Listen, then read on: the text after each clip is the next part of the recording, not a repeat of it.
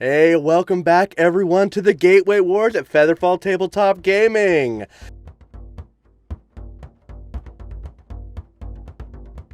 Sorry about the hiatus, real life kind of takes priority and people are getting, a little ill here and there, myself included. So once again, we are joined as always with your host, Harvey Barrel, Stephen the Demon, Hello. Marlo, Art, Styx, and our Spirit of Knowledge Smash. So, before we get into what happened last game, let's get the major things first. The people who fund us, hey there! We've got over here at Featherfall Tabletop Gaming our found familiar coffee, delicious, smoky brewed beans that give you the juice to give you life and get you going. Found familiar coffee, I could use some right about now. And we've got Skull Splitter dice. So if you want your killer dice, nice metal killer dice, and I say that because you could hurl them at someone and possibly kill them. Skull Splitter dice is where a lot of the people here at Featherfall, at least the main boys, all seem to have their dice for them. We also have our own dice guru here with our Spirit of Knowledge Smash, who has also been making some glorious magical dice. And speaking of Smash, hey Smash, can you tell us what happened last time? I sure can. So, last time on the Gateway Wars, Session 7, the gang was underground and separated. Aaron caught himself a new weapon, and Ariana showed off her emotional side with her concern for him. The dog mole attacked, but Turquoise disguised himself as a Draugr again, and Thalgris was told that the place they're in currently is older than his goddess. They found themselves trapped underground with no clear way out, and right as they might have met someone friendly, were attacked by another creature. All right. So yes, you guys had just opened up through where tried to escape to the surface, and there was something blocking it. And having broken through the boards there, have found yourself in an earthen cellar with a patchwork of wooden floors. And inside there was the glowing roots, it looked like, of some sort of plant, giving off silver and white light. Stephen, you seem to be muted. Still muted. Oh, sorry. That's so I can yell at my chat. I apologize. Oh, okay, that's great. I just saw your head flapping and you weren't talking to us, so I wasn't sure. Understandable. I too would be concerned about me speaking and you not being able to hear me, especially if you were possibly, I don't know, a party member with maybe a grudge against my specific character, even though I am the only one trying to stop a terrorist insurrection. I just feel like maybe you should be a little more concerned if you aren't able to hear me speaking, even though you can see me speak. That's all I'm saying. Stephen the Demon is playing Turquoise Ferguson, the warlock lizard man. We got Ariana, Marlo playing Ariana, the ASMR, correct? I always mix that up. ASMR Bard of Nightmares. Aaron Turnbuckle, the half-elf pugilist monk.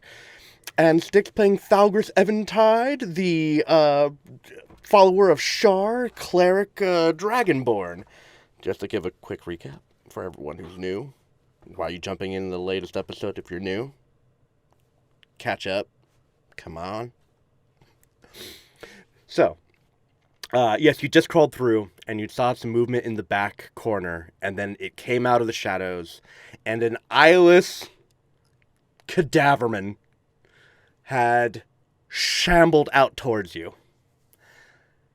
And this is where we'll begin. The arms outstretched. The person is about 30 feet away. So they are shambling towards you. They if this was turn-wise, they wouldn't be able to reach you this turn. So all of you get to have an action as this shambling cadaver starts coming towards you. To your immediate right, there seems to be a small squeeze through. And from where the cadaver came from, there seems to be an alcove just out of sight on the right as well. So you have an exit directly to your right, and then 30 feet forward and to the right, around a corner.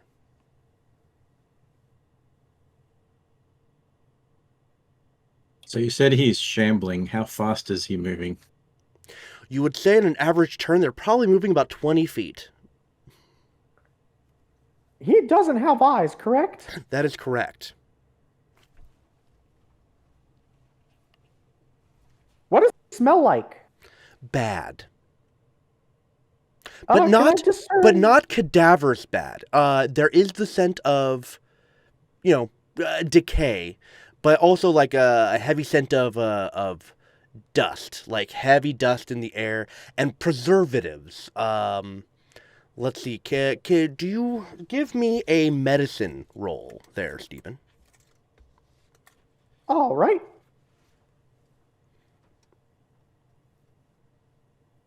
I don't know what the fuck this is. Well, what number did you get? It's a nat 1. That's how we're starting the night. Oh boy, that sure is a smell. What a smell. Oh boy. I think, man, you know what? Turquoise has COVID. No clue. Not a clue. You know how smell affects your memory? This smell made you lose some. Perfect.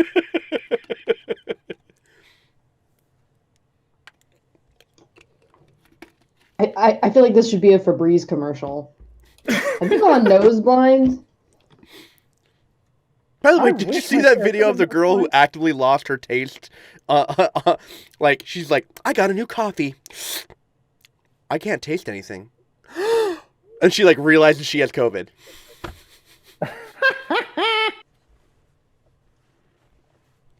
Oh, wow. Okay, so, And then the camera pans over and her grandma's in the car next to her and you're like, oh, no! That is dark and I approve. So, yes, but is it... Sorry, never mind. I was gonna say, like, is it as dark as the dungeon that we're in? And yes, everyone can see perfectly well in here. It's low light, but enough that everyone can still make out details because of the ambient light that these roots are giving off. If you can hear my train, I apologize. I am going to go ahead and use my what's the thing I have?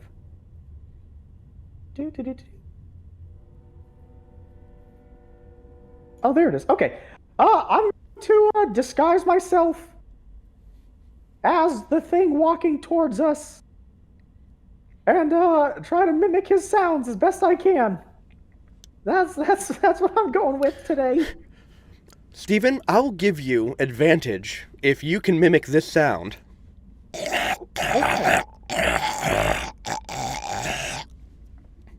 All right. Okay. Let me channel my inner Sasha Grey. Here we go.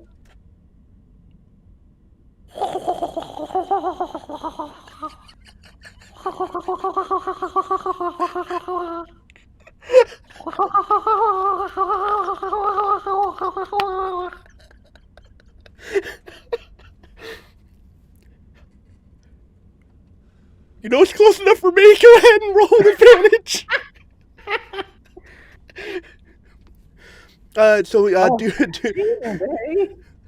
Yeah. 17. So everyone has crawled out of here. The things start shambling forward, and you kind of look back and forth, and a wash goes over you, and you then mirror the creature. And then you start singing. Groaning back at it. What does everyone else do in this moment? First, like, where is Turquoise at? Like, is he, like, in front? He would probably be in front because he was the first one that attempted to get out. Yeah, I was trying to get the hell out of there. I kind of imagine you all in kind of a V formation with Steven at the front.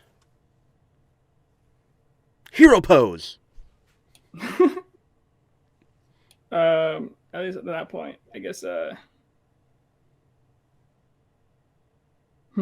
First instinct is to go hit it, so I think I might go hit it. All right, so go ahead, run up and go hit it. I'm giving everyone one turn before other things happen. Yeah, so I'm basically just running at it. It's like, "You're not my daddy," and she goes. You hope it's not your daddy. I don't know. I'm open to it. Is that? Oh man, that's what I'm going to title the episode of "Who's My Daddy."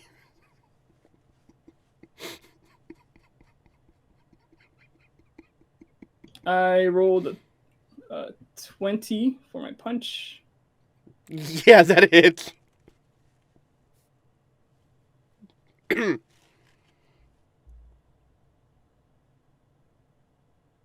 only 2 damage for the first hit. Okay. And for my bonus action, I'm gonna hit him again. I'm just gonna punch him one more time, and then I'll end it. One more time, I'm gonna punch the dead, undead, alright, zombie. By the cranberry. That's a 9 for the second punch. Alright, so 11 total. For the, no, did I hit on the second punch? Oh, within 11. Yes, actually you do. I hit it with a 9. My second punch was a 9. Oh, not yeah, no, you still hit it. I still hit it? Okay. Our zombies have an armor class of 8. That's 4. That's 4 for the second punch is 4 points of damage. Okay, so 6 points of damage to the undead blind man. How do you feel about yourself now? Punching the blind! Damn! All right. Pretty proud of them. So, Steven does his zombie thing. You're like, pop up, pap, pap, and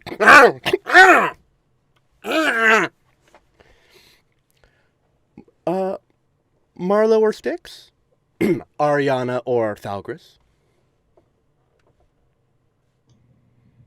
I would like to try to determine what the ailment is of this individual. Like, why is this thing truly dead? Is it reanimated? Is it reanimated by magic? Okay, all right. Go ahead. Something along those lines. Roll a let's see. Give me either an Arcana check or a history check, because I know you got your bardic abilities that can help with that. So whichever one you roll, I will give you information depending on what skill. That was awful. Oh, is this undead? Is this thing truly an undead? Yes, I can give you that. So I have advantage on intelligence checks. Anything that has an intelligence check against it. Let me read this off because I had it pulled up and then now I'm like, oh God, where is it? Yeah, so horror lore. I picked undead as my specialization. So you have advantage on all intelligence-based checks to recall information on creatures of that type. So that's it's recalling information. So would that be relevant if I chose Arcana? Yes, because it's also an intelligence check. Arcana and history, either one would work because, yes, they're both intelligence-based. And so, basically, if you went Arcana-based, I can tell you about the magical side of things. If you're going history-based, I can tell you more about, like, the undead and, like, what they're wearing, where they might have come from. Well, it doesn't really matter, even with an advantage. I rolled a 6 and a 9, so... Put it together, nice. Nice. But not nice for what I was trying to do. Okay, so I'll tell you this as it shambles forward and you're trying to deduce, like, get any type of investigation upon it. And the only thing that stands out to you is the wardrobe, the garb they're wearing is very, it looked very old, but very foreign. You've never seen a wardrobe like it.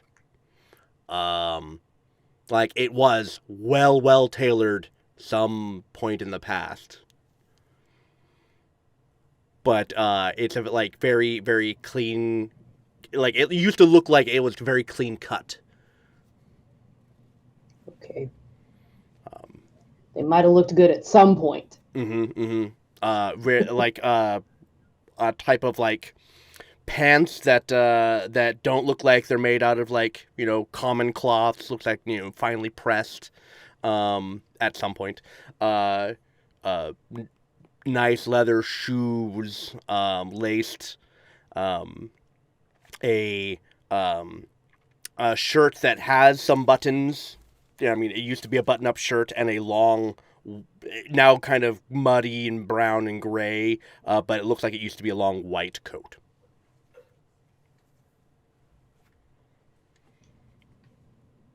Well, I mean, this thing that's actively being punched looks like it could have been someone important at some point. It looks very nice, like he was nicely dressed at some point. How helpful is that? I don't know. But yes. It definitely does not look like a lumberman.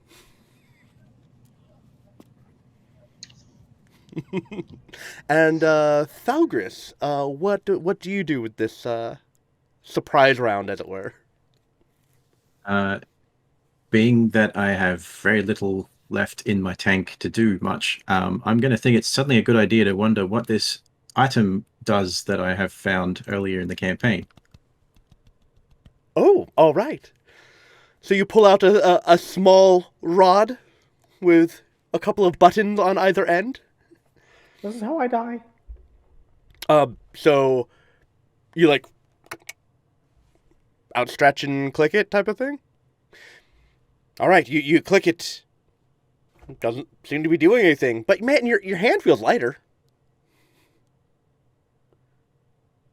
But then when you like try to like move it away, you can't.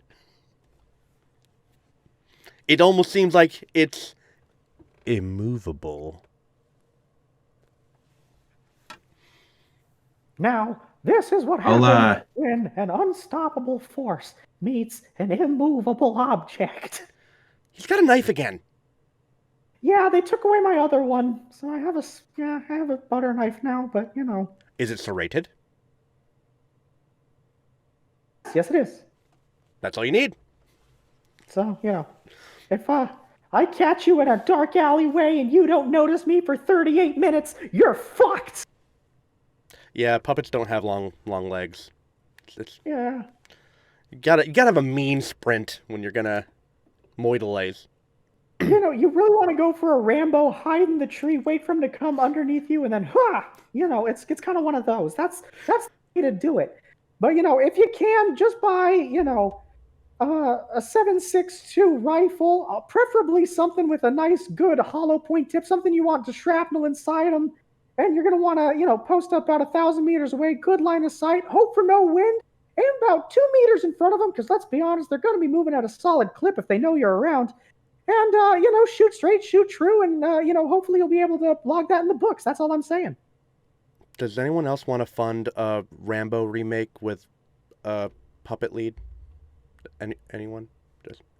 We've been trying to put it through to Hollywood for years, and they just keep saying, quit messaging us. What the fuck is wrong with you? Dear God, how did you get this number? Contact Melissa McCarthy. She does puppet work now. You know who also does puppet work? Tovlo. There's a video where she screws a puppet. Look it up on YouTube. Enjoy your lives with this information. Yeah, we here at FeatherFall Tabletop care. I like that the puppet knows that. You're goddamn right I do. If there's one thing I spend my time looking for, it's who's willing to jump in bed with me.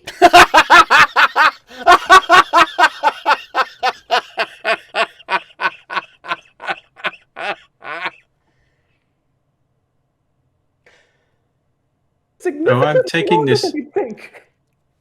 Anyways, continue with what you were saying. I'm sorry. So I'm taking this rod. I'm pushing the button, so does whatever it does, and I can move it again, I think.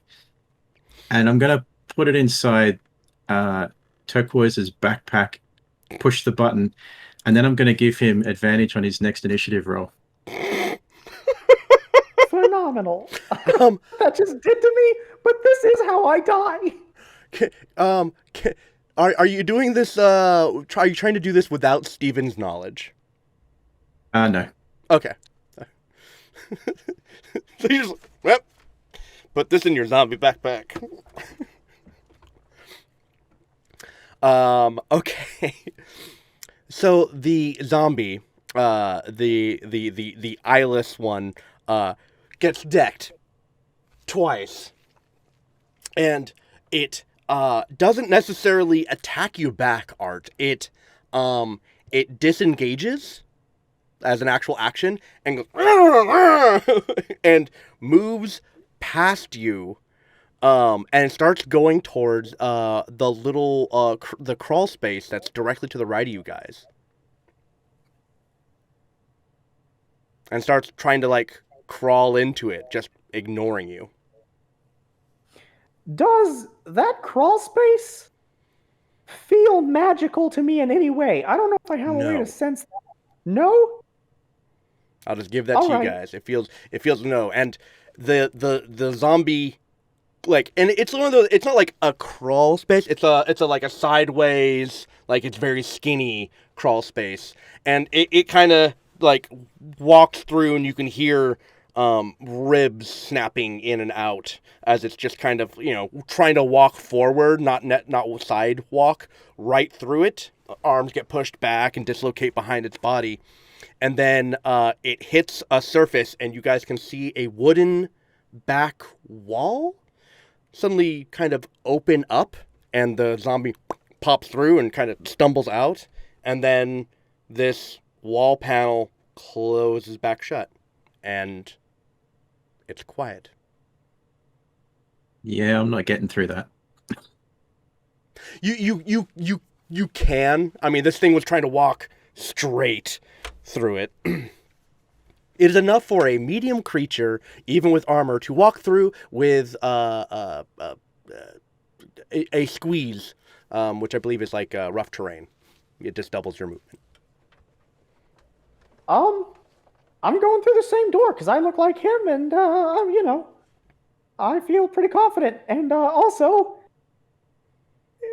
what else am I gonna do? At this point, options have been exhausted. I'm going through the door. Worst case scenario, Art dies. I feel like this is a real win-win potential loss. By the way, that's heartwarming. If you died, that's the worst thing that could happen. It's the worst. Best case scenario, Marlo out the door. But we'll see what happens. Actually, I take that back. Best case scenario, on the other side of that door, Gregory. And I just go to town on him. I mean, make him look like Conor McGregor at the end of round 2. You know what I'm saying? I just want that dude struggling to pick his little horsey legs up off the ground. I'm gonna put him down like Old Yeller. Just a fire to the back of the skull.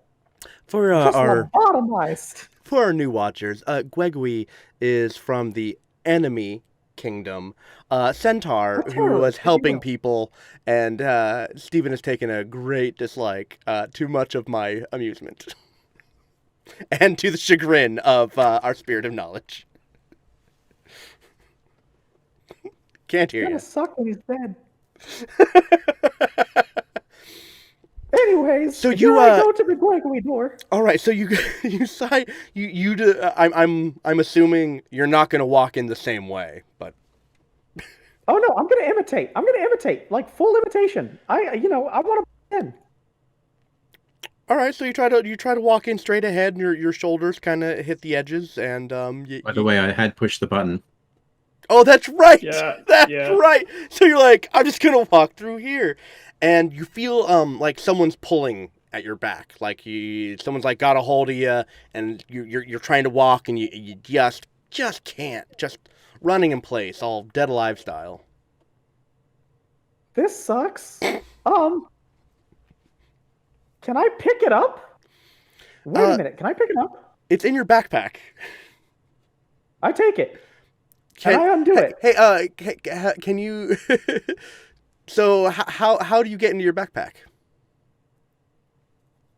Take it off? Okay, there we go. I feel like I'm capable. So you take off your backpack and you turn around and it's just like hanging there, and then like the roof of your pack is just like got a bulge hanging up the top as it's just like hanging from it. I'm gonna undo it. Can I like click the buttons on it and undo it? Well, you have to open up your pack to click the buttons. Okay, yeah, so I'll open up the pack and I click So you the open up the buttons. pack and your pack falls to the ground and your stuff kind of falls out, and then floating there is just Sticks. I'm sorry, Thalgris. Quick question there, Thalgris. The fuck is this? Just.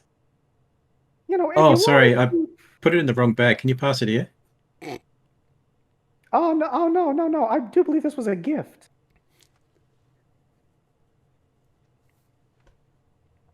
I couldn't have thought of a better person to give it to.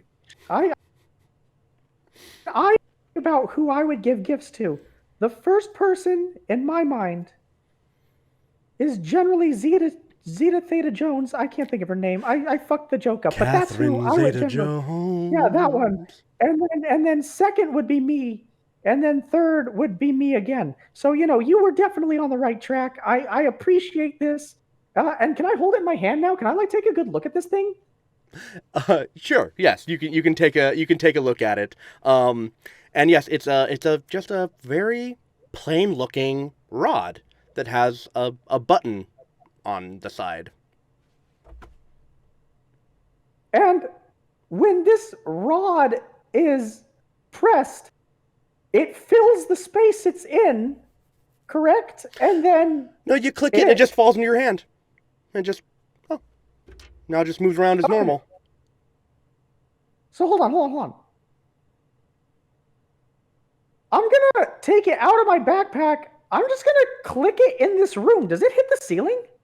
No, what happens is if you click it, it's suddenly floating in the air and does not move. When you unclick it, it then reacts to gravity like everything else. Interesting. What's above me?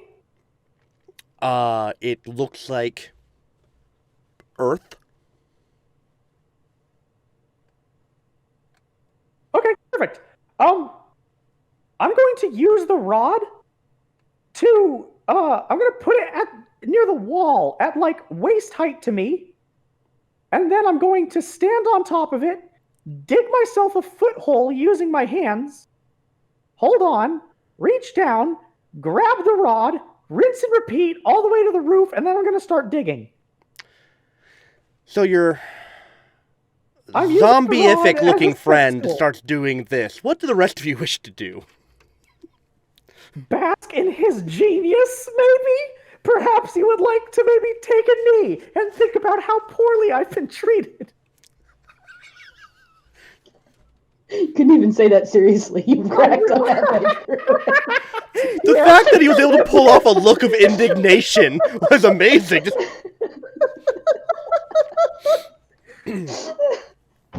Ouch. I think I'm watching this and then looking at the door and then wondering, because this should have been an opening, we should have been able to get out here, and how likely is it that just digging will get us out? But I don't say any of that. I'm just going to let him do his thing. For the record, this is how I'm thinking of this. I have full knowledge that this may not be the best course of action, but I'm not saying shit. Anyone else? Well, after seeing the zombie just brush me off, what the hell, man? And I just try chasing this. All right. As you squirm into the hole, you come across the wooden wall. All right, then I just start squeezing myself. Yeah. Just push up against it. Yeah, it swings open, and you see that there's a small, once again, kind of earthen cellar room. There's like a crate that's empty, old, splintery, and the wooden panel actually turned out to be a bookshelf that had swung open on a hinge that you came out from behind. So there's behind you, like as you walk through, the bookshelf closes shut, and there's a bookshelf to your right. There's a small crate to your left, and there's some stairs going up. And the stairs go up into a mildly lit room with a kind of a upstairs. The light would be kind of a soft whitish blue light from upstairs. And the books that are down here look to be very, very thick, and they're like color coded. There's like a whole chunk that are blue, and a whole chunk that are red, and a whole chunk that are yellow, etc.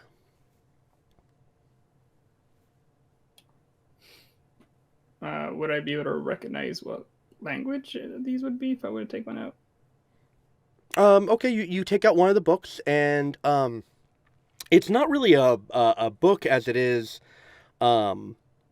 It's very interesting binding. You find the book is not a not a classic, kind of rectangle shape, but almost like a triangle shape, and the binding in the center has instead of like classic thread binding or wax binding or tar binding, there are metal rings that are down the spine, and all of the pages that are in here seem to be coated in a fine wax, some sort of coating, and they have holes drilled into the edges that are linked through these metal rings.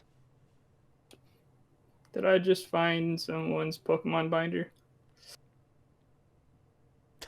The words inside, what languages do you speak? Or understand, I should say. Common and Elvish. Yeah, you don't really recognize anything in there. You might recognize, like, maybe some numbers, but they don't really make sense without any context around them. Okay. Can I open? Is there a way to open that bookshelf again? Swings right open. All right, so I want to take one of those books with me and go back over to where they are. Hey, look what I found! The zombie's gone though, but I found this though. Can y'all read this? And I just hold it up in front of Dogris and yeah. I'll try and read it. What languages do you understand, Thalgris? Common, Draconic, Dwarvish, and Undercommon. Okay, there's a handful of words that stand out. It looks like the language. It looks like this language is some form of very early Draconic, and so there's like you can understand a lot of the basic script where it's like.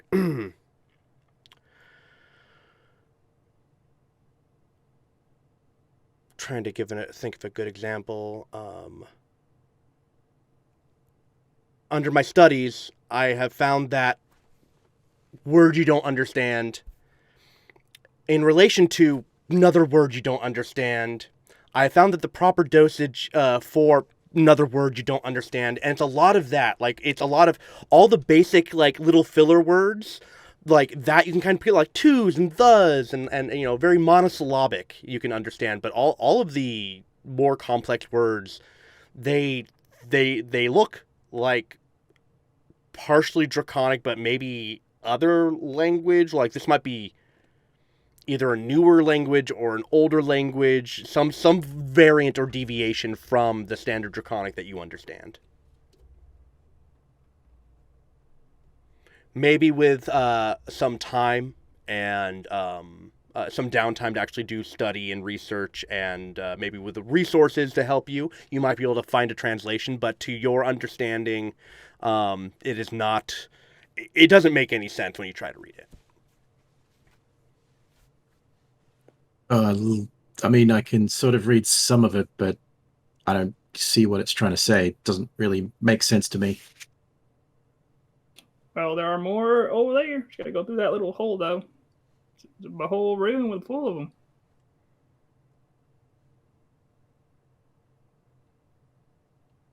I suppose he'll be all right, and I'll duck over and try and grab another book. Yeah, I didn't exactly say what he was digging with, so I'm just imagining him, like, just gerbil clawing. Which is kind of eerie because he does look like the zombie that did just leave. And so you're seeing, like, a zombie hurriedly digging holes into the ceiling.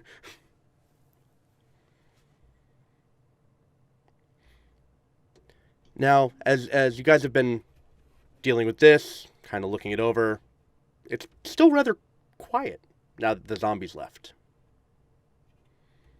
And not even like eerily quiet, just calm. I want to test something real fast. I'm gonna cast my Eldritch Blast just at a random wall real fast. Can I do it? Sure. Okay, that was it. All right. Yeah, so you're digging, and what, you're just gonna like blast the wall that you're right up climbing against? Not that one. Like Okay. the one across me. I just want to make sure my magic works. Okay. I'm just making sure my magic works. So you turn to your left and you blast down the edge where the wall where the alcove on the further end is, and the light flashes up, and there seems to be silhouetted forms, like shadows that cast after your blast. The shadow cast from some forms in that archway kind of splash over the wall for a moment. Did they look like physical forms? Or was it like the shadows were the forms? It looked like something physical had cast shadow. Not like shadows are alive, not like that. I'll shout down, hey, magic still works in here. I kind of had a feeling it might not, but we're good. That being said, now, real fast, before I continue, that is the way that we came from, correct? So, you're in kind of a, let's see, like a 40 by 40 room. Okay, gotcha. To the direct right is the alcove. At the end of the room, and to the right, to the direct right is the crawl space to the other room. Down 40 feet ahead of you, and an alcove around the corner at a 90-degree angle, is where you guys haven't explored yet. And when you blasted that far wall for your experiment is when the shadows were cast from there. I'm going to point to the direction I just saw the shadows. And I'm going to say, if his way leads, if the way the zombie went leads to a room full of books, that probably means someone lives there. And that means that he's probably using that as an exit. And I'm going to point to the way that I just saw all the figures. And then I'm going to continue climbing for my fucking life. Because I no, I don't like it. No, me scared. Me do not want. Oh, go check it out. How high up is Turquoise? He's about like 6 feet up. I'll just reach up and retrieve the rod. Push the button and retrieve it. Because you said you made footholes, right? That when you dug them out? Yeah, I was thinking, yeah. So when So when you unclick the thing and take it away, it takes away his safety net, as it were. Hey, Stephen, can you roll me in athletics? Can do. I mean, I'm only 6 feet above the ground. Right. 5 plus my athletics, which is like negative. Okay at best, probably. Just before he hits the ground, I'm going to reach out and grab him. Oh, okay. Yeah, that's a 3. I'm hitting the ground. Your boy is free falling. Tell Tom Petty, we're going down. Give me a grapple check there, Sticks. just roll an attack. Or an athletics check, I apologize. That's a natural 20 for a 24. So he unclicks and pulls away, and you're like, "Huh!" And he just catches you at like the back of the lapel, just. "Huh!" I was working on our way out of here. Damn you. Holding him 2 feet off the ground, I'm just going to let him go. Thump. Whatever kind of weird magics are afoot here, I don't know if it's going to let us just dig out of here. Did you have a better idea? I'm open to suggestions, but my suggestion is go straight up and possibly live, and your suggestion seems to be follow the creepy tunnel until we finally die. I don't like your suggestion. It scares me in ways I haven't felt fear before. Creepy tunnel, creepy tunnel. You're afraid now. No, I was afraid when we got kidnapped by evil monsters that had giant dogs that were trying to eat us for lunch. I was terrified then. I am actively trying to piss myself, but I haven't had water in days, well, I don't know, in a while, because you guys beat the fuck out of me and then dragged me around for a couple hours. So, needless to say, I don't have the hydration to be afraid at the moment. So, I would like to go that way. And you are actively trying to get me to go that way, or that way, depending on whichever way I'm facing on the stream right now. No. So you want to dig straight up, and we have no idea how far that is. This was not supposed to look like this. When we came in here, this room didn't look like this. So we don't have any idea if we're 100 feet down, if we're 20 feet down, if we're 5 feet down. Whatever's happening here, it wants us to figure it out. It doesn't want us to just leave. Fine, I'll figure it out then. I'm going to go open the book door. I'm going to go in that room and I'm going to look around for myself. Also, where did the zombie go? All right, you know what? No, I'm going to figure that out. No, I'm going in the room. I'm going to look at the books.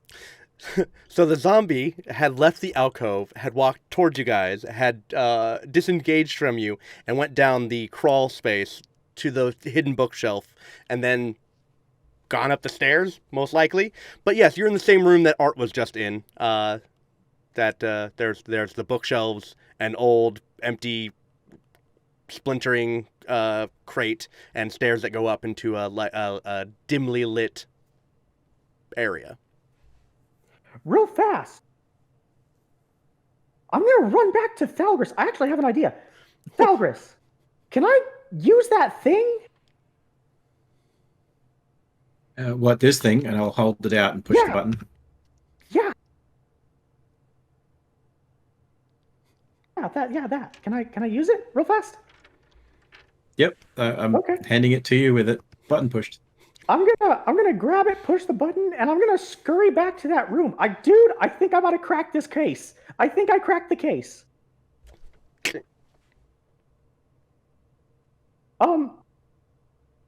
I'm in this room by myself, right? Perfect. I'm going to close the door behind me, and then I'm going to click the button and put it right in front of the door so it can't be opened. Yeah. Yeah, I saw this coming. And I'll use thaumaturgy to make the door fly open. I don't know if that'll work. I don't think that'll work. Object, baby. Yes! You're all going to hell for what you've done to me! But Did you say that in character? I just want to double check. Probably not wise, but fuck it, sure. Yeah. Look, they have been absolutely... No, you know what? I say this in character. You all have tried to kill me. You all have attempted on multiple times to borderline torture me. So you know what? Find your own way out. I tried to dig us out of here, and you were nothing but rude. I don't know if they can hear that through the door, but it felt good for me to say out loud. You know, it was cathartic. Well, You think we've been bad before this point? Wait till I get on the other side of that door, Turquoise. Call me Guantanamo Bay, because it's about to be torture time. Can all of you roll a perception check to hear him through the door? Boy, I hope it's just mumbles. Boy, do I hope it's Let's see. Let's see if my statement still stands. Right. That's a dirty 20. Natural 20. 19. Yeah, they all hear you. Just fine. Yeah, these dice roll really well. This has been a long time coming. You know what? This has been a long time coming. First of all, why would you have given me that? Why? Why? What would have compelled you? Why was this the moment you trusted me? Alright, I'm gonna double check thaumaturgy, but I do believe that it will fly open like doors and windows if they're not latched or locked. But I will double check. Yeah, it just says you instantaneously cause an unlocked door or window to fly open or slam shut. So this is now technically locked. But we could still break it, right? That is we just very couldn't true. break it where the staff is. Yeah, I had that in mind. The rest of these bookshelves, I'd like to start piling against the door as quickly as humanly fucking possible. So Look, there's I may be evil, but I'm not stupid. I need to keep them out. there's one other bookshelf of the same type, shape, size, model, weight, full of these books. And yeah, you want to move it in front of the doorway. Well, since you did the movable rod trick, what's everyone else gonna do before he attempts to further lock you in? Everyone else gets to finally do something. Just be like, it's okay.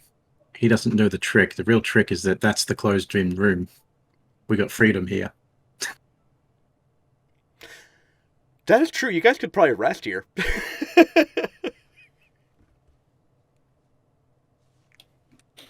So you think he's just throwing a tantrum? He's relax a little bit? No, I think he's trying to escape away from us. True, but I mean, if there's something up there, I don't know if it's gonna be a good thing. There's a light on when I was in there, so possibly that person's still there. So there's a chance that he might be. What's the word he used? Fuck.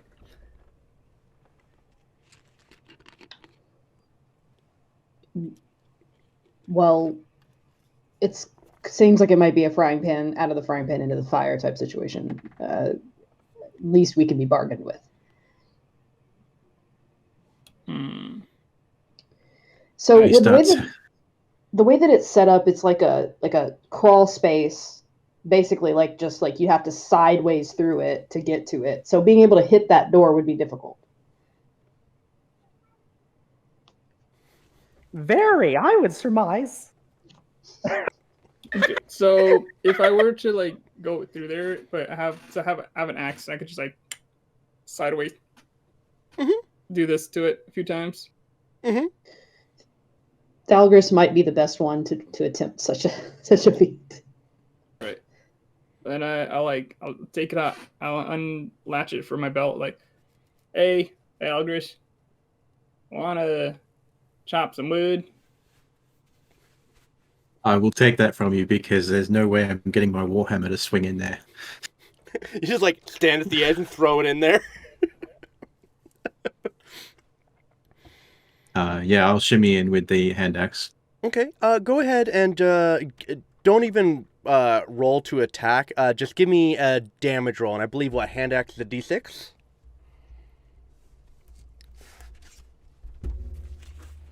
Actually, give me an attack roll. You could crit. I hope you do it. Oh, I hope you break open a hole. I rolled God, a hope 6, so it's in the that's not great. That's a 12. A 12 is enough to bust open a hole to be able to see through. Maybe enough Perfect, for your thank you. face. Here's Thalgris. Can I see? That's exactly what I was hoping for. Thank you. Can I see Turquoise on the other side? The second I heard him shuffling towards me, I would definitely have gone to where he can't see me. If he can't see me, he can't hit me with a You spell. can't hear him because you're too busy trying to move a bookshelf. Can I angle myself so that I can see into the little hole that he's made? Can I angle it so I can see into it at an angle, but he won't be able to see me? Possibly next turn. Perfect. That's all I need the answer to. So Thalgris, yes, you have used your attack action to smash open the hole. If there's any other actions you would like to, if you have any. I mean, there's stuff I really, really, really, really want to do, but I'm not going to do it. I mean, if you really, really, really want to do it. This is going to be interesting because it's a party trying to kill each other. In the middle No, of unknown territory. I'm just going to... Here's my favorite part. As we established, none of us have spell slots. We are fucked. I'm going to put my hands on either side of the hole that I've made and just try and rip a bigger hole. Okay. Do you have a second attack or anything like that for your character? No, I don't. Okay. So you've smashed a hole, and you've got your hands on either side of the hole, and you're like, ah! And what about Marlowe? I am going to slide in behind Thalgris and say, Turquoise, we're going to kill you. And I'm using, what did I call it? What was the terminology? What did they call it? Bardic Desperation. So as a bonus action, you spend 1 use of Bardic Inspiration. This is from the College of Nightmares. Does it have to be line of sight?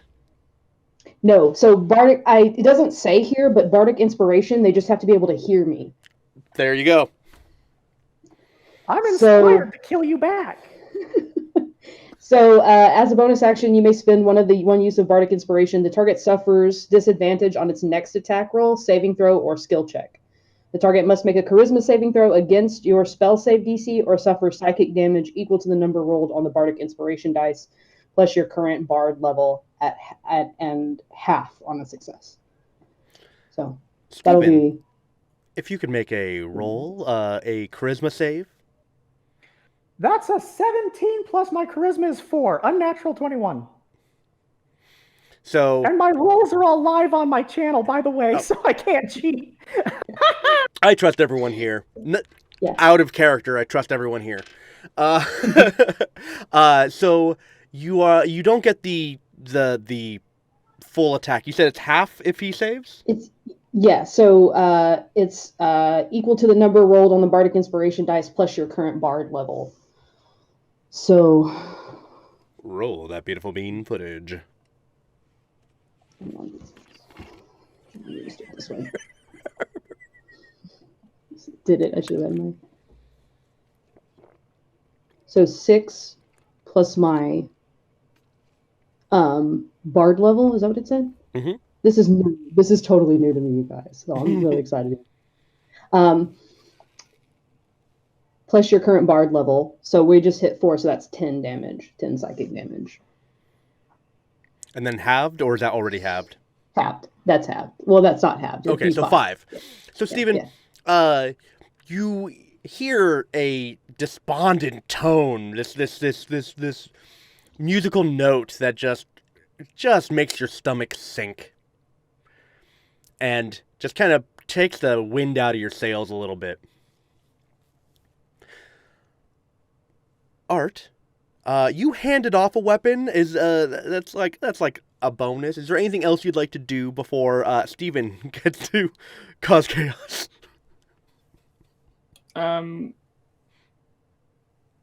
trying to remember if I was in the room when Turquoise shot that blast. Yes, you guys were all in the same room. You'd come back and shown off the odd book. Okay, so I would have seen the figures over there, right? Say that again. I'm sorry.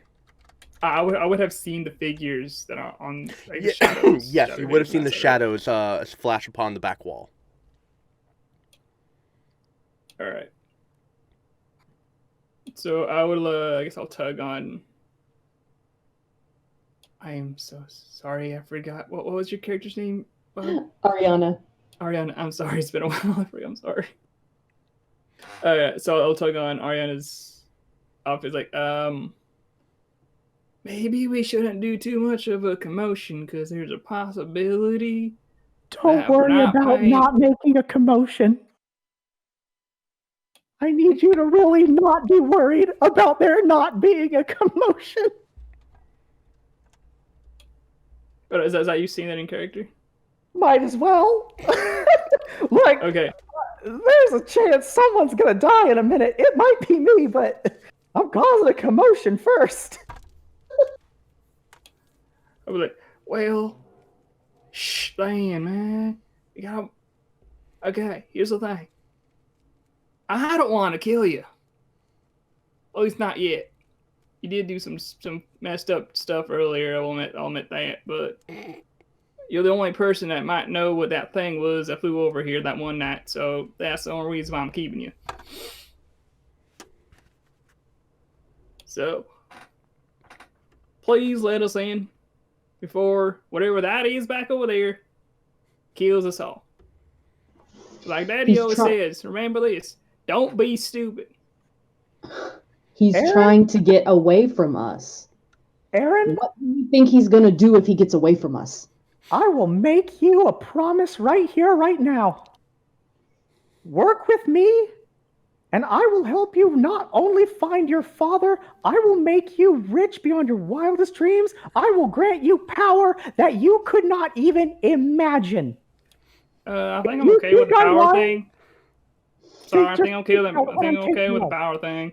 Have you met my mom? You don't know. I'm pretty good. I'm pretty sick, to be honest. I pity your decision. Here's the thing. I'm just trying to make sure you don't die. But if you're trying to bribe me like this, and I'm just trying to be nice to you, well, you may be trying to make sure I don't die, Aaron. I'm afraid that there are two other individuals who might have a different idea of the circumstances. I'm not their mama. They do whatever they want. So, work with me. Let's make sure they're dead and we're alive. Yes? Okay, now I'm going to kill you. That's what I thought. Okay. Okay, you know what? So, should I put things into an actual initiative roll at this point? I guess. Well, it's going to be your turn, Steven. Excuse me. I also gave him initiative advantage on his next initiative, so. Yep, he sure did. Yeah, okay, let's just go ahead and do that. Let's roll initiative for everyone. Wait, but y'all, I just did the Bardic Desperation, which does so that disadvantage on its next attack roll, saving throw, or skill check. So that is also consideration here. I thought I rolled enough to beat that. That effect happens no matter what. What you rolled was to defend against the damage, and the damage you mitigated in half by the save. Oh, gotcha. So yeah, how about everyone give me an initiative roll? That is a 16 plus my initiative of where's my initiative? With advantage. Go ahead and roll that again. Okay, so that's 16 plus 1 or a 14 plus 1. So I'll take the 17. I got a 7. 23. Wow. 8. Aaron, what was yours again? 7. Thank you. Thalgris, you're not last. How about that? Okay, Ariana. We'll just start from the top.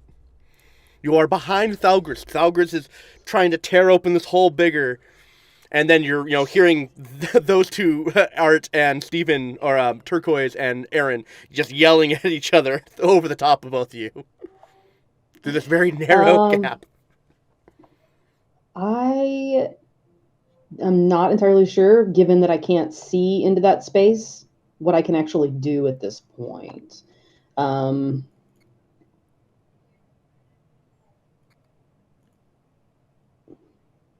Yes, I can do Dissonant Whispers because that does work on here, on like range that they can hear me. That's the fun thing about bards, is that's like, no, it's not line of sight, it's line of audio. It's like, yeah. So I, like, after this discourse with Aaron, and like, you're trying to mess with my travel child, I take a deep breath, calm myself. Okay. And then I let out this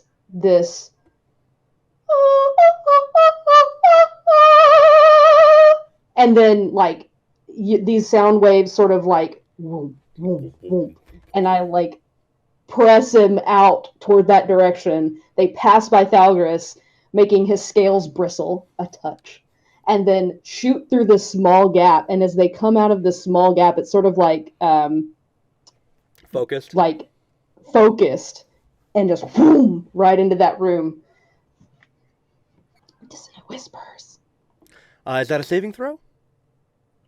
Yes. So Wisdom saving throw. Wisdom saving throw, Steven, with disadvantage.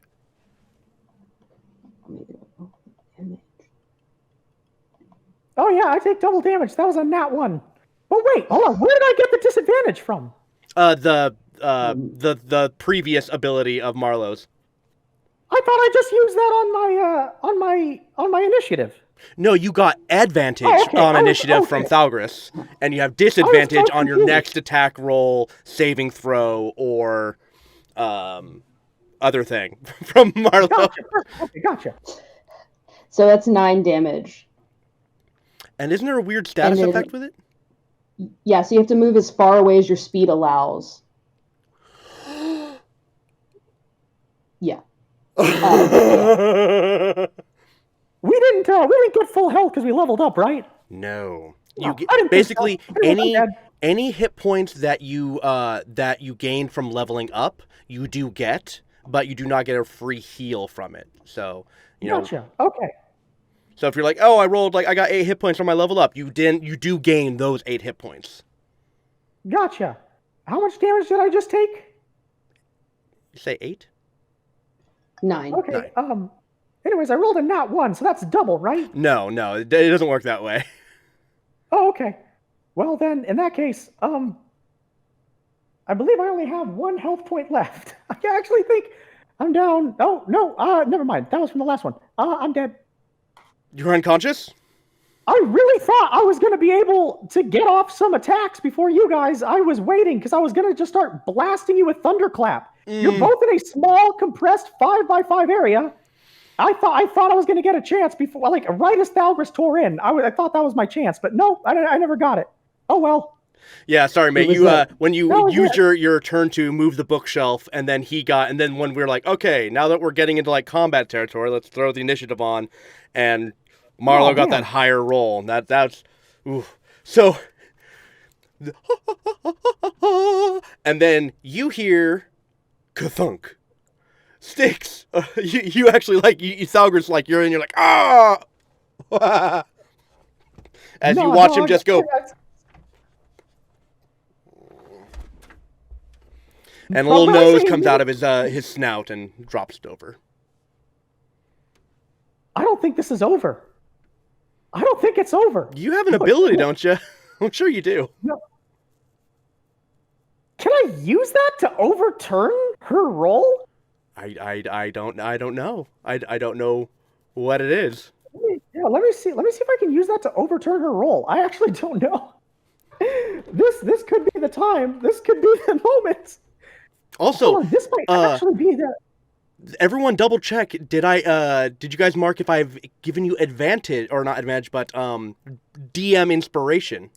Because I believe everyone has some DM inspiration, which gives you a free reroll. Oh, hey, real fast.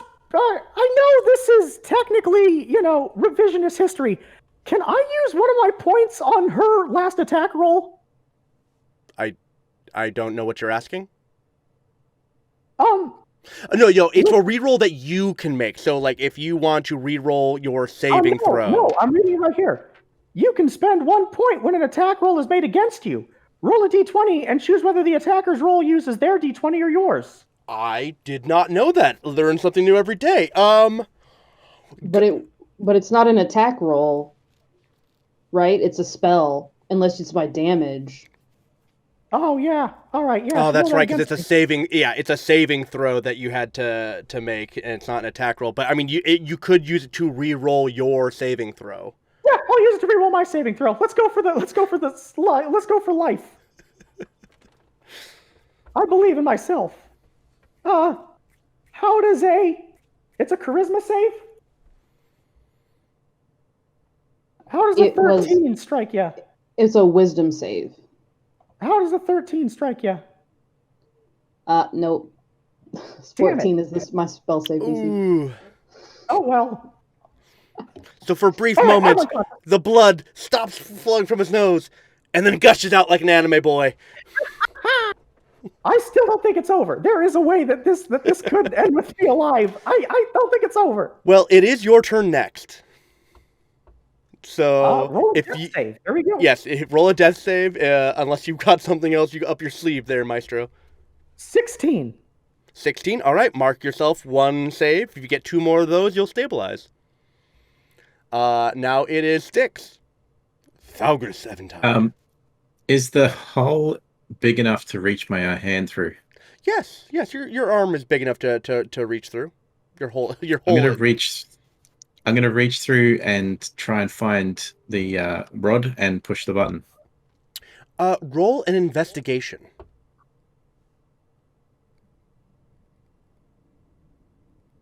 $17. Steven, go ahead and roll me a deception. How good did I hide this piece of shit? Exactly. I'm going to use a luck point. I'm going to use my last luck point. All right. Yeah, he finds it. It's found, baby. There ain't no way. Yeah, you. It's just right there. Everyone's luck eventually runs out, boys. Let it be a lesson to you.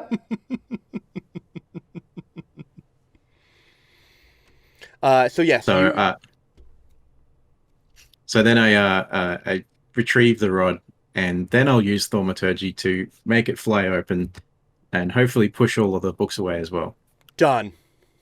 It happens just like that. Just Fuso Ra just slams it open, and these books go clattering all over. And then I'll step into the room. Okay. Turnbuckle. Can I... So obviously this is a lot of noise that we're doing, right? Can I check to see if there's anything coming at us at this point? There's nothing coming at you at this point. Okay. Then I guess I will...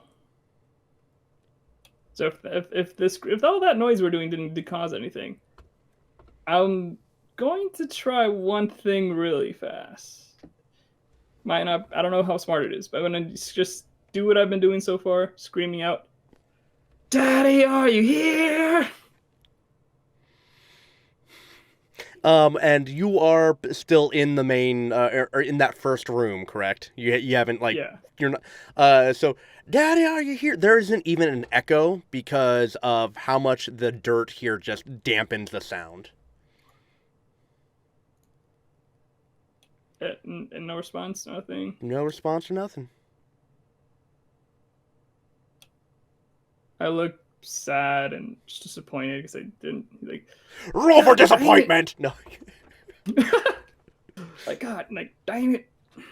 All right, guess I'll just start going through the hole. All right. So you're now pressed up and behind Ariana, and at the top of the round is now Ariana. Yeah, I'm sidling as furiously as I can through the rest of this little like space to get into that room No and problem. look at what my work did. You have an unconscious lizard, iguana boy, with some blood trickling out of his nose, and there's just scattered books everywhere. I'm going to, as I walk in, I'm so angry, I'm not paying attention, and kind of stumble over a book, and then I'm mad at the book. So I pick the book up and throw it at Turquoise's head. Just roll a thrown attack, a dexterity or strength attack for throwing. Okay. What am I good at? I don't think I'm good at any of those things. Let's see. Yeah, we'll go with Dex. Oh, that's awful. A 6? So you're like, throw it at him, and it just kind of like opens up and just like flops like precariously and doesn't like really. It just kind of like it kind of hits him and then it just kind of tumbles off like ineffectually. Okay. Just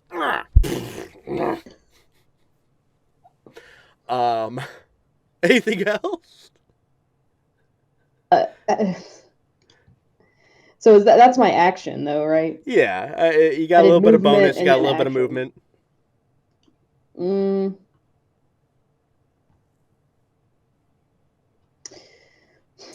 Yeah, I think that's it. I think I come in, I sidle in angrily, I trip a little bit over this book, I pick it up angrily and toss it at him, and then realize that was really weird, and then just kind of look around, realize everyone saw me do that, and then stand there, stock still, like I should have just attacked, but I was so angry I wasn't thinking clearly.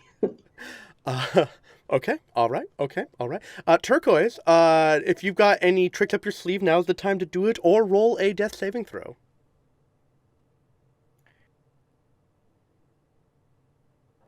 Can't hear you. You're talking to your stream. Oh, so it's time to roll a death save? Hey. 9, 1 fail, baby. One fail. 1 and 1. On the precipice. Now we're going back to Styx.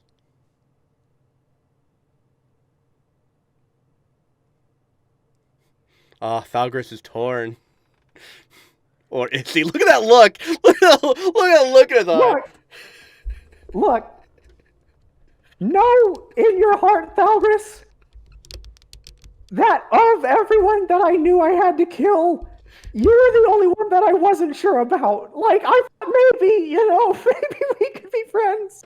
But, because, you love death. That's your whole thing. So I was like, maybe he would understand death in pursuit of a goal. So, I'm not saying that should, persuade you on anything, but just know that of all the people I was going to kill, I wouldn't have cried when I did it to you, but, like, I would have thought about it a lot, like, over the next week. You know what I mean?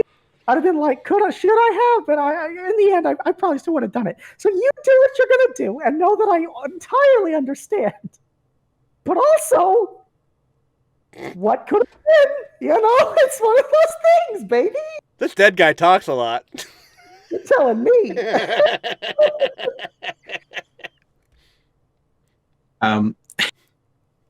So I'm going to use the DM's discretion on whether or not I can get all this in one action.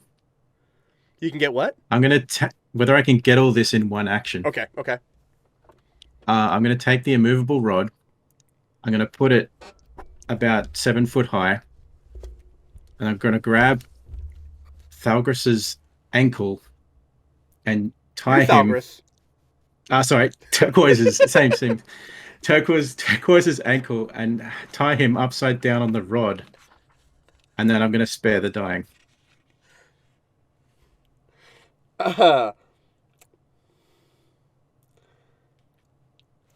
You know what? It says it takes an action to do that, but how's everyone else feeling about that? That's I think it's pretty fun. I think we're about to argue, but okay. Okay. All right. We're about to have a fight. We will go in actual order. It does take an action to activate the immovable rod. Then to move the body, that would be a move action. And then to try to tie him up, I will let you roll as a bonus action. Whether you get him secured or not will determine the roll, or the roll will determine that. So go ahead and roll a survival for your not tying.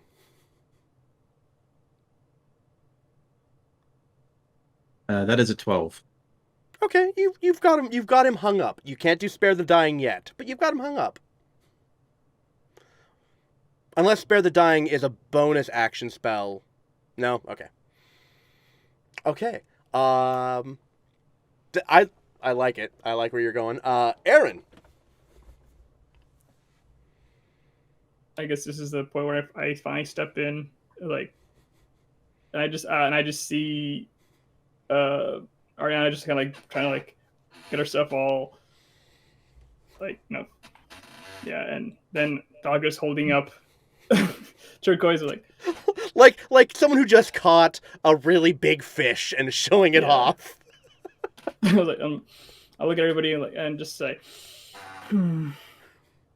well,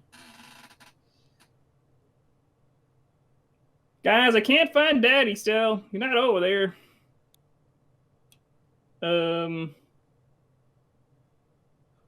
Y'all know what's going on? Should I? Is he alive still, or is he dead, or? I'm not sure that thing was your dad. I'm not. No. Turquoise isn't my dad. I know that. That's not what I was talking about, man. Hey, never mind. I'm gonna start walking up the stairs. Ariana does this action. She puts her hands together, puts them over her mouth, takes another deep breath.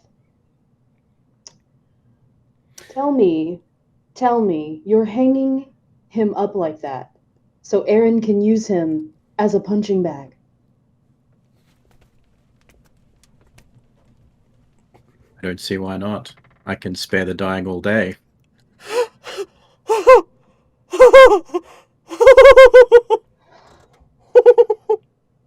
And like you see that she's like, and then she smiles. This is a new law that not even I could have fathomed, and I'm the evil one. I love it. I'm going to be tortured for an eternity by these people. They're going to consistently murder me and revive me over and over again, only filling my stomach with food so that I may go another day in agony. Oh, so it's like home, right? They mentioned it's just like food. hell. They're going to let this hunger take me into the great unknown over time. This is insane. I thought I was evil. No, I was only scratching the surface. I was only learning the potential of evil. 'Twas Thalgris who was the true diabolical genius the whole time. 'Twas Marco who was the true villain. It turns out that at the end of the day, I was the unsung hero. I was the one here to save us. Who saw this coming? Well, Tell me that has not been the greatest game of D&D ever played. Well, you were kind of bad influence on us, so it's kind of. Right, that's not wrong. Look, mistakes were made on both sides. You know You're what a I'm goddamn saying? Horcrux. All right. The thing is, like, Aaron's already walking up the stairs at this point, just watching you guys go because he's gonna check what's going on upstairs. Perfect. It is the top of the round, and before anyone can go, you all hear a. It starts off scratchy and, really poppy and hard to understand, and then a voice is heard. I need Jeffrey, room 24. Jeffrey, room 24. And then it crackles out and the voice is gone. You hear it at the top of the stairs, and it also echoes from above the bookshelf that is intact. And you see, as your eyes are drawn to the attention of the sound, there is a strange box that's like implanted in the earthen wall, and there's many of these like those roots, those glowing roots that are kind of wound around it or into it, and the box is rather porous as the sound emanates from it. And then can I get a perception check from the conscious ones? 12. 5. I'm still delighted at what Thalgris just said. So, Thalgris, as you're putting them up, and then the sound comes on. The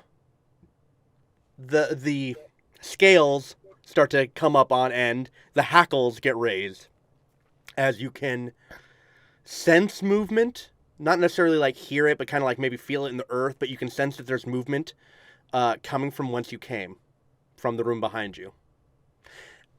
And now it's Ariana's turn.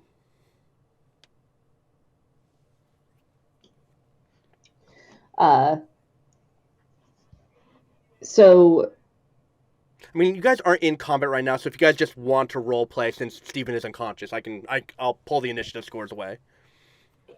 yeah, hearing that announcement, I like. What is this? Some sort of business or something?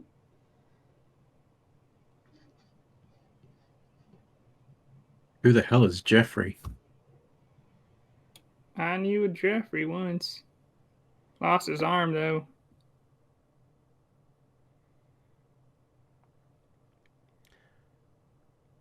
Shambling up behind you, through the crawl space, is another zombie with one arm, and he also just shuffles right by. And yes, Aaron, you do recognize this fresher corpse, as it pays none of you any mind and just starts heading for those stairs. I think about Jeffrey. Can I stop the corpse from moving? Just like see if I can maybe. And it also tries to disengage and just get past you. You guys want to follow Jeffrey? Or, where did Jeffrey come from? Well, Because if Jeffrey was there, do you think maybe the rest of your people are there?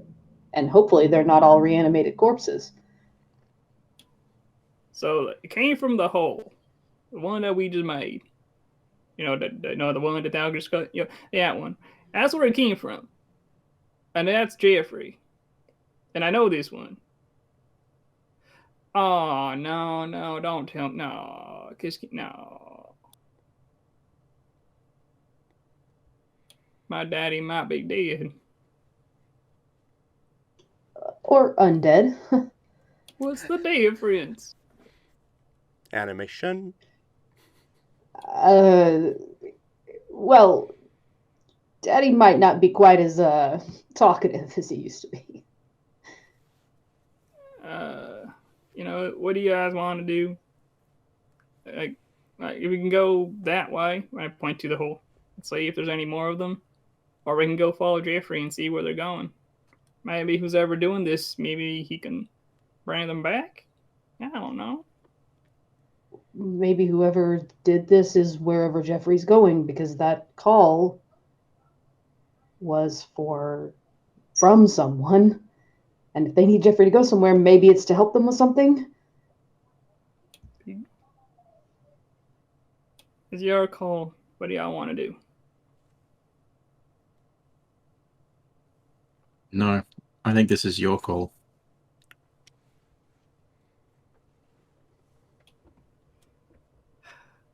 Last time I was given responsibility, the warden died. What do you want me to do?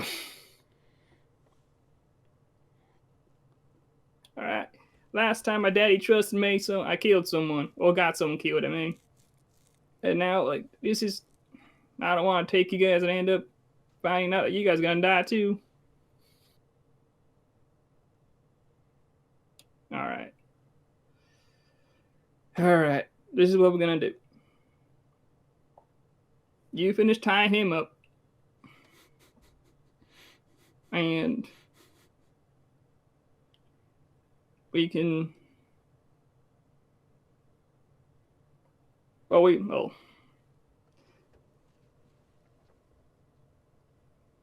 to see if we can first find him. Let's go see if we can at least find his body, at least.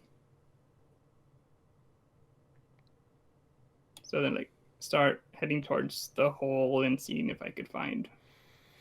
Okay. As you dip back into that first room and check the alcove around the corner, there are maybe a dozen, maybe 20, just cadavers all standing there, just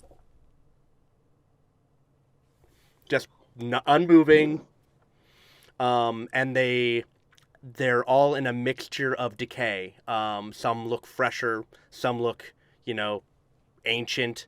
Some are almost skeletons of how degraded they are. Not all of them are humans. And the strange thing is there are definitely some species that you don't recognize. Do not look like they come from, they have, it's not a dragonborn, it's not an elf. I mean, this thing's got, weird greenish skin, but super svelte and skinny with, weird tattoo markings and an upturned nose. It doesn't look like an orc. It looks way too stretchy to have been an orc. I mean, and there's lots of different things like that. There are different creatures that you've never seen before. But all of them are bipedal humanoids.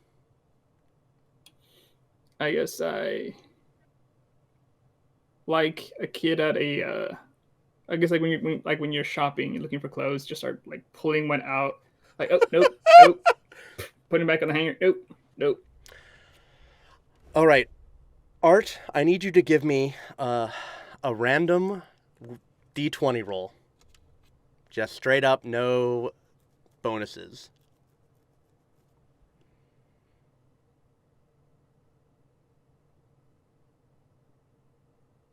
I got a 7, but can I use my inspiration to roll this one? Yes, you can.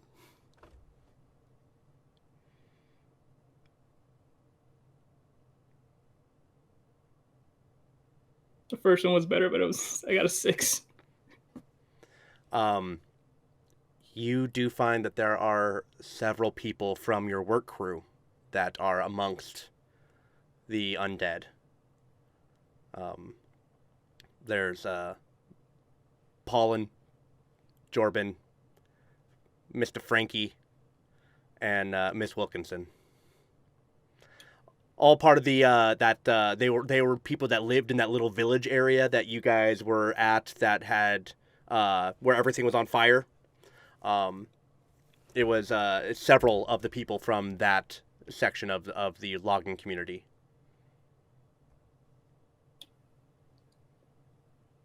I yes, I just scream out like was loud, that's really loud, kind of like distraught, like fuck. He is dead then. If they're here, then what else would they be?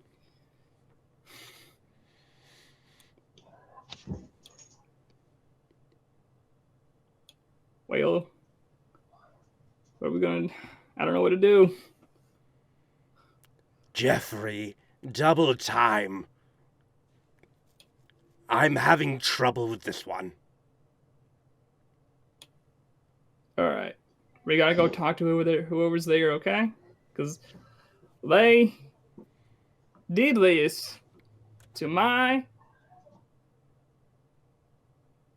I consider them family, so yes, these are my family, okay? And if that means they did this, that happened to them, they did this to my daddy. If they mess with my daddy, they mess with me. They mess with me, they mess with my mama, and you know what that's gonna be? That's not gonna be good. So we gotta go check out who this is. So we go check him out now. So while Aaron had this sort of like this looking through thing, Ariana turns to Thalris. So, I'm all for this whole torture thing, right? But we've got a really pressing matter going on. Shouldn't we just kill him and get it over with?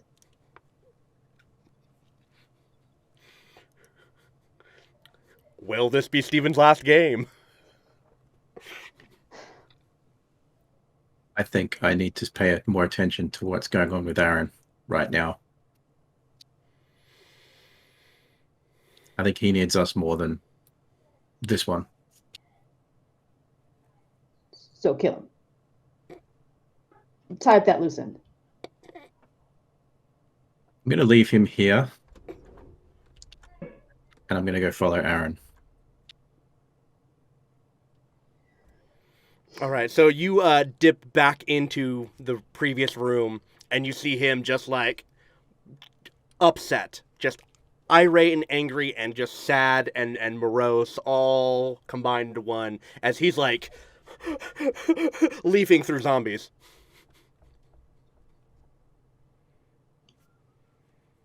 I'm going to reach up and just, reach down and put my hand behind his neck in a gesture of consoling him and say, it might not be completely over. We haven't found him yet, have we? Yeah, it's true. Maybe it's a good thing I didn't find him. Maybe he doesn't look like this. So chin up. Let's go find him. Ariana did not follow them out to have this conversation. She's done. She pulls a dagger out of her pack and drives it into Turquoise's gut. It's over, boys. All right, so that is an immediate failure of one saving throw, because you got spared the dying. Actually, I was gonna say, aren't I just now dead? No. If you are hit while unconscious, I believe it counts as 2 death saving throws. Because you spared the dying, you're reset. So you basically, if you get stabbed or fail your next roll. Phenomenal. Yeah, because she basically took 2 points out of 2 of your death saving throws away from you instantly without any roll. Did you actually cast it, or because we were waiting for the next one, then we had a conversation? Did you actually cast Spare the Dying? Oh, that's right. No, I hadn't. Didn't actually cast Spare the Dying. So that is all 3. Steven. Goodbye, boys. Yes, as you shank him, you hear his last gasping breath fade out of him.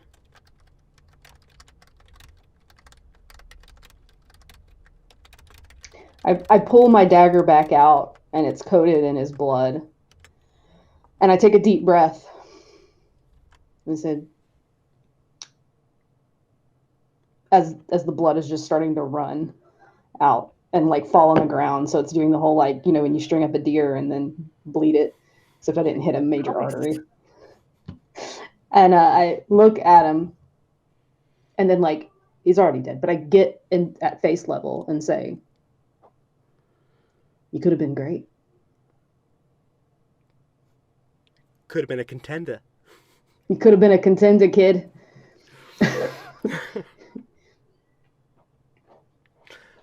And then I imagine, are they coming back into the room as the scene has just played out? Like, I mean, sure. You got me, boys. I do want you to know, if he had let me live, Ariana was going first. The first one to go. And I was going to probably try to convince Thalgris to help me. So hey, Steven, since you're going to be dropping out, I guess, did old Sal want to play a character and jump in our campaign? He might. He's been pretty interested in this, I gotta be honest.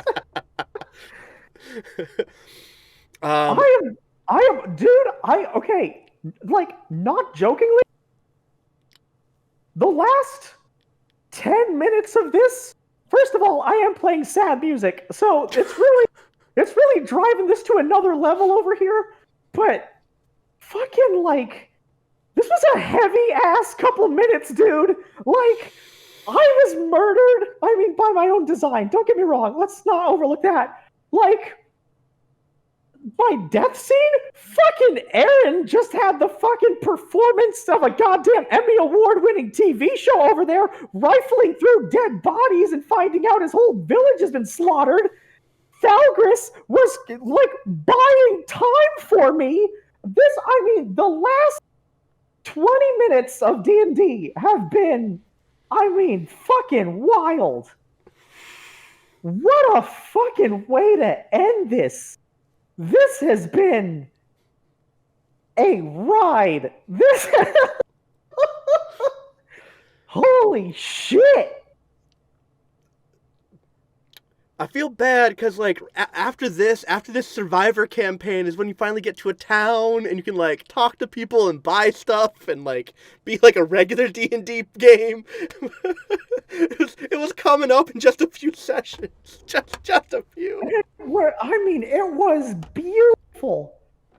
Every moment of this. I thought that I had a perfect plan with the immovable rod. It was a great plan, and I feel bad because that's partly on me with the whole, like, okay, let's roll initiative now, and I was like, oh well. No. Like, the one thing I didn't account for is that a fucking bar is by line of ear. The one thing I didn't account for is that I didn't need to see the bard to die to her. And honestly, if you hadn't tried to yell at them through the bookshelf in character and, like, everyone could hear you perfectly well, I was like, okay, so this bookshelf doesn't block sound much at all. It's like, if that hadn't happened, I would have probably muffled the sound. Incredible. I'm going to be analyzing this for the next 300 years of my life. He's just going to come to the conclusion it's Harvey's fault. No, I'm pretty sure it's Wolfskins. I'm like 38% sure it's Wolfskins. For those of you watching this episode for the first time, Wolf was a guest star on our show as a general for the enemy army, who almost killed Stephen. And was talked out of it by Thalgris' god. I will say, I was baffled the entire time I was unconscious. When I was not curb stomped, the second they walked into the room, I was at a loss for words. Me and my chat were losing our fucking minds that I wasn't dead. And then, like, you know what?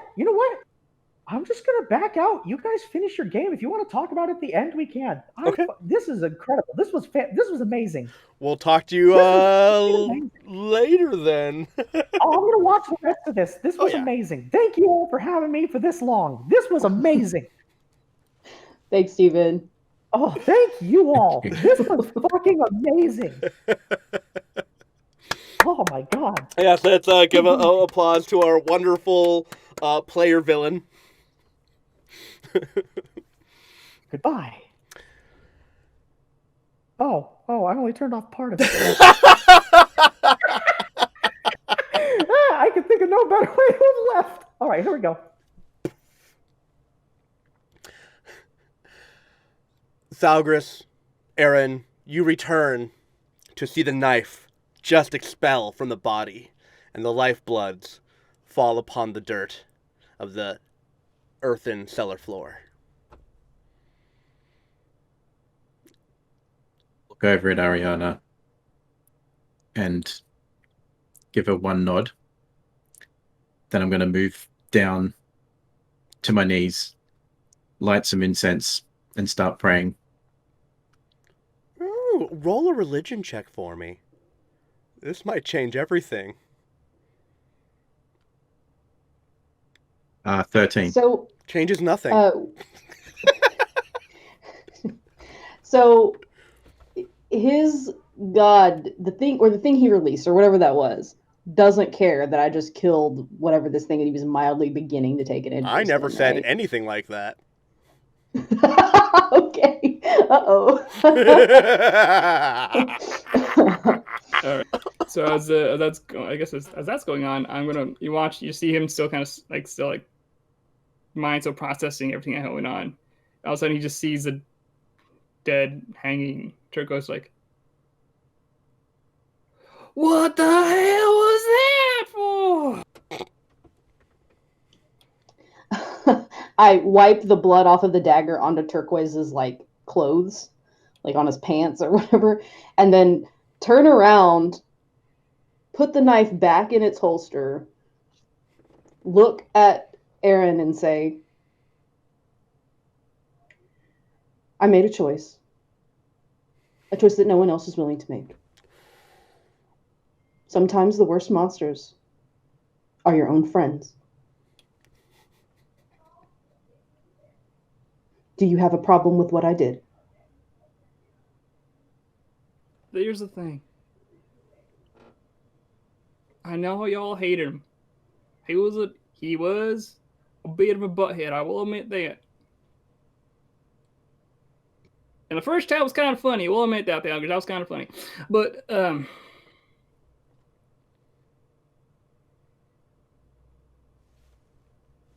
he knew what that thing was. All right. If that's the thing that did this to all my kin, and we don't figure that out now, because he's gone. I'll look around from my prayer and just say, you do realize that Turquoise was a vessel. He did the will of that thing. Because we all know the vessel with the pestle has the pellet with the poison. So you're telling me that he was not just annoying as all whatever. He was a bad guy. That's what you're telling me. That thing made him do the things he did. No, because you can choose to fight it. But it definitely convinced him to do it. Someone knows what that was. It was sealed there. He's not the only one with the knowledge, I guarantee it. And then I stop and think for a second because I realize I could have asked him that question and gotten a real answer from him. Because I just at 4th level took, Zone of Truth. But I realized this, opened my mouth to say it, but then decide not to because Aaron is already quite frustrated. And I am not becoming the next Turquoise. That's not going to happen. Does Marlo or does Ariana start to hear little whispers? That's up to you. I guess, Am I going to take some levels in Warlock? Uh-oh. All right, so I guess I'm just still kind of don't know. I'm like quiet because I'm like frustrated at everything that's going on. Like, grab Turquoise off there, and say, when we're done, we're gonna put him somewhere. All right. Just because he was bad doesn't mean we need to be bad. All right. Can agree with that. And I know what you did. I get it. Stuff happens. I've seen my fair share of things. I can say it, but we're gonna leave it at that. All right. Gal Dumar to embalming. Gal Dumar to embalming. Let's go for it. Figure out what that is first. And you hear more shuffling from the back room as another undead, the up-eared, green-skinned creature that you couldn't identify walks out and past all of you and goes up the stairs.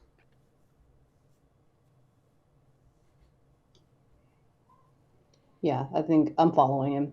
Definitely. See where it goes. I'll retrieve the rod and follow. All right, going up the stairs, you actually finally come out into no longer an earthen room, but a well put together structure. I mean, it definitely looks like a building. The walls are like plaster with like maybe like some sort of decorative wallpaper.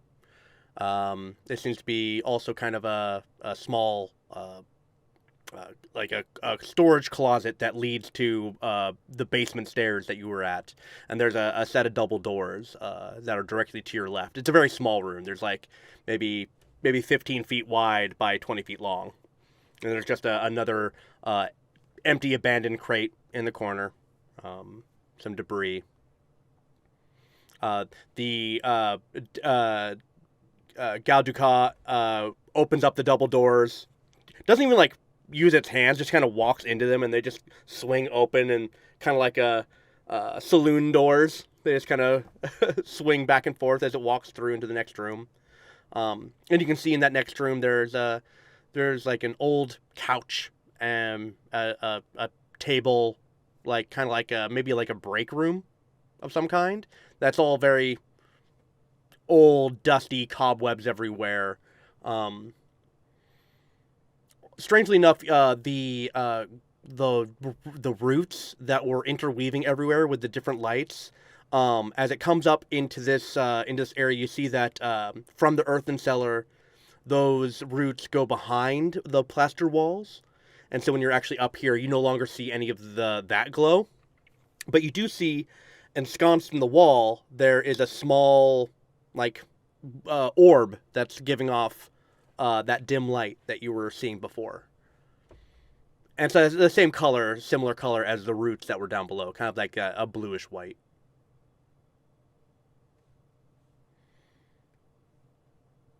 The wallpapers are kind of a blue floral print. The smell is very, very musty, very much not as like dank as it was before, but definitely like a lot more dust, and a lot drier up here. Dry, dusty air, kind of raspy, kind of makes you like, your throat's a little sore. Yeah, I'm still following. Okay. Through into this next room. So it goes into the break room, and it goes over to the table with the stool, and it absently reaches its hand towards the top of the table and grabs at nothing and starts like putting it to its face as it then walks through another set of double doors north. There are two sets of double doors in this room, one north and one south. And it walks north and opens up the double doors into what looks like another hallway.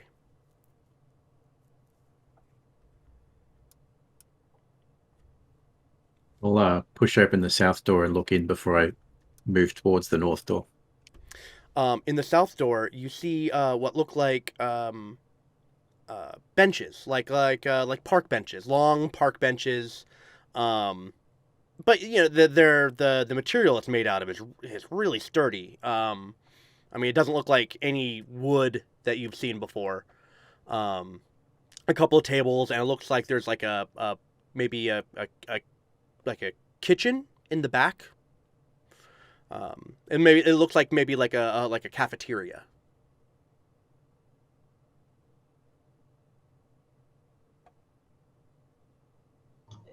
I'm picking up the feeling that it's some sort of hospital or something like that, but I'm trying to equate that as to what Ariana would know, because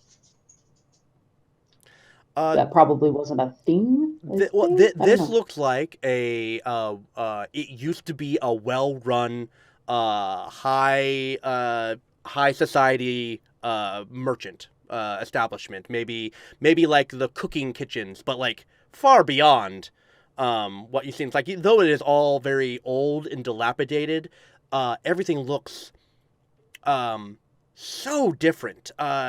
Just even like the wallpaper alone is of such a quality print. The like much of the materials, like even like the tables and the couches, like is the upholstery that they have for the couch, is just so well done with like some interesting Jackson Pollocky design. Yeah, it's very, very foreign. It's all very familiar. Like, you know, it's a kitchen, it's a break room, it's a a dining hall, but everything's very almost like it used to be perfect. Now it's old and run down, but it used to be perfect. Question. So this, we still hear this. We will still hear like the voices and everything. So there'll be like a intercom system that we would see, kind of thing going on, right? Like the speakers. Yes, there are those boxes that emanate the sound. And those glowing things, that would be like the wires, right? Would there be a way we can follow those wires?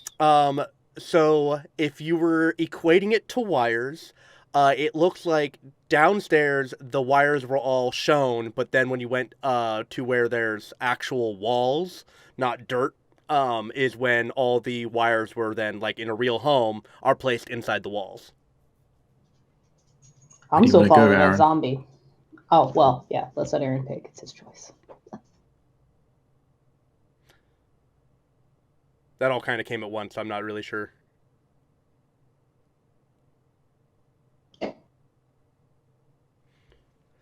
So Thalgris, that's what you observe in the other room. But those overall general observations everyone has. But Thalgris has the details about the kitchen area. And yes, the zombie, the Gal the zombie, moved through the north doors into a hallway. And I know that Ariana was going to follow. Did everyone else want to follow? Thalgris is...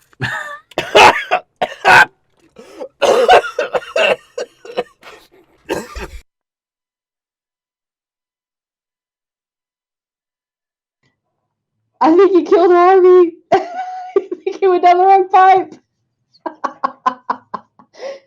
That fucking dead idiot almost killed me.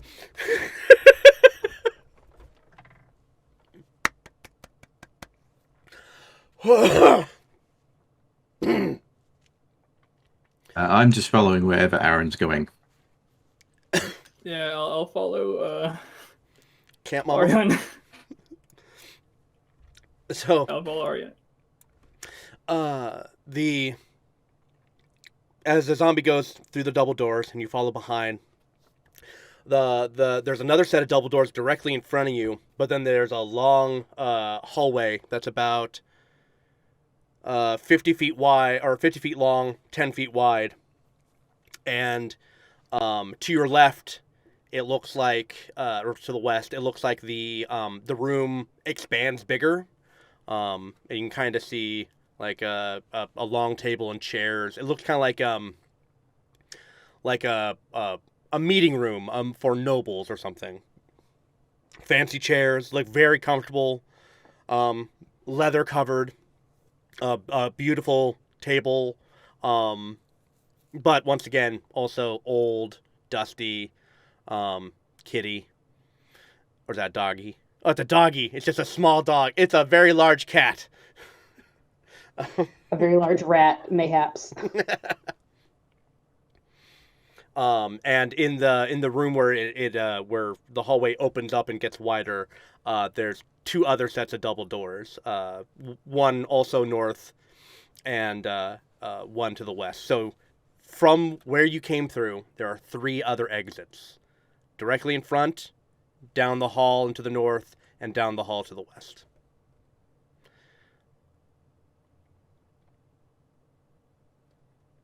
The zombie itself continues going down that hall to where it starts to expand bigger and is heading towards the west door. You notice that the floorboards that you're on, fine wood, but there seems to be grooves in the ground where it looks like maybe people have been walking for ages. Just worn through the floorboards. You can actually see like literal dips in them where constant travel has occurred. The walls in the hallway itself have old portraits, but the portraits inside don't look like they have any degradation at all whatsoever. Like the and it's so smooth, like, oil, there's, you can see the buildup of it, you can see the streaks with your paint, and these are crisp. These are perfect images, and the images in them are, it looks like family pictures, and then you see a couple of, like, group pictures. One of it looks like a group of people, and one of them wears the same outfit as the first zombie you encountered, where there's probably like a dozen of them, all like lined up together and smiling and like having like thumbs up, and they're all wearing these like long white like jackets, and they're holding. You said it was a photo or a painting? Like, the photos aren't a thing. That's what I was asking, because like I don't know. But if you were comparing it to modern standards, yes, these look like photographs. Okay. That's why I was going to have Ariana be very confused if it was a photo. You basically it looks like the most immaculate, smooth painting you've ever seen. I think after inspecting these floor grooves and then looking up at these paintings on the wall, I'm look around to make sure like only my party members are the only ones to see me, and then I'm gonna touch the painting. Okay. Like trying to feel for like brush strokes or like this is the weirdest painting I've ever seen. Like it's very detailed. This must have been an amazing artist. Well, I mean, there's a pane of glass over it. It appears, and if you decide to remove it to touch it underneath. Yeah, and it comes right out, and it's the thinnest canvas you've ever felt. It's smooth. There's no texture. There's no porousness on the back. There's like some random script in diagonal that you can't understand written on it. But when you flip it back over, it's just the smoothest painting you've ever felt. This is phenomenal. Where would such a painting technique come from?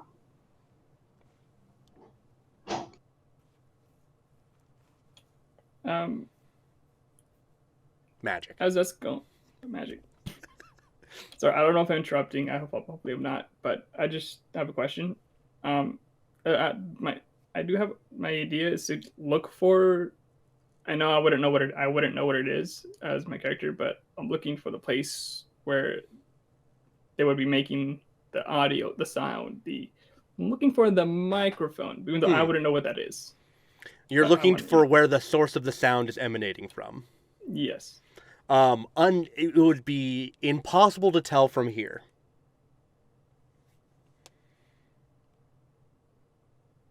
Unless you wanted I have to... a side note. Yes. Yes. The Oddball Show has redeemed 1,000 of their points in our chat to name an NPC, and he would like to name a future NPC Stephen Le Demon. Stephen Le Demon? Yes. All right. Okay. All right. Okay. I wasn't going to add actual demons to the story for a while, but it was in the works anyway, so my timetable just sped up. Didn't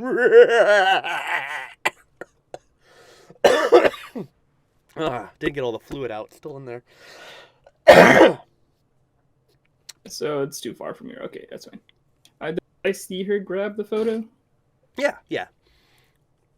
Basically, as you guys were like following the zombie, it just kind of like caught your eye, and it was just like, what the hell?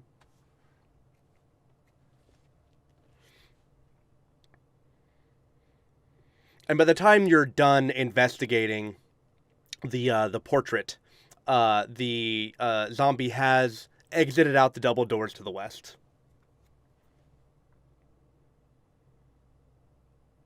On Aaron, I think we need to follow the zombie. Yeah, probably. But I have an idea. I don't think it'll work at this point, but you can make things like really loud sounds, right? If it's coming from me. Yeah, okay, good. All right. So the voice coming out of that whole thing was saying names. Like, you know how I got Jeffrey go up there?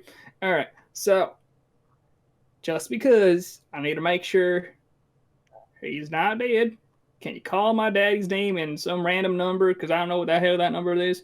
So maybe he'll show up. If he doesn't, he's alive. If he is, damn. All right. So, can you do that for me? I'll proceed to cast Thaumaturgy and then call out, Daddy number 12 and a half, I need to get you up to here, this table, Daddy number 12 and a half. I nudged Suggers. That's not a name.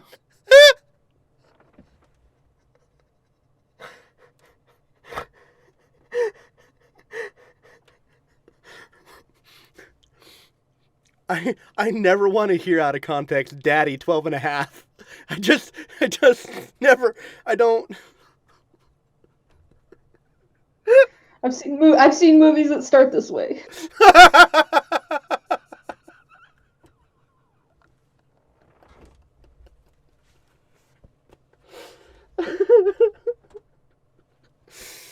Anything? What type of game are we running here? So you bellow out, Daddy 12 and a half. And there's a pause. Everything's quiet. Then security to meeting room. Security to meeting room. Escapees.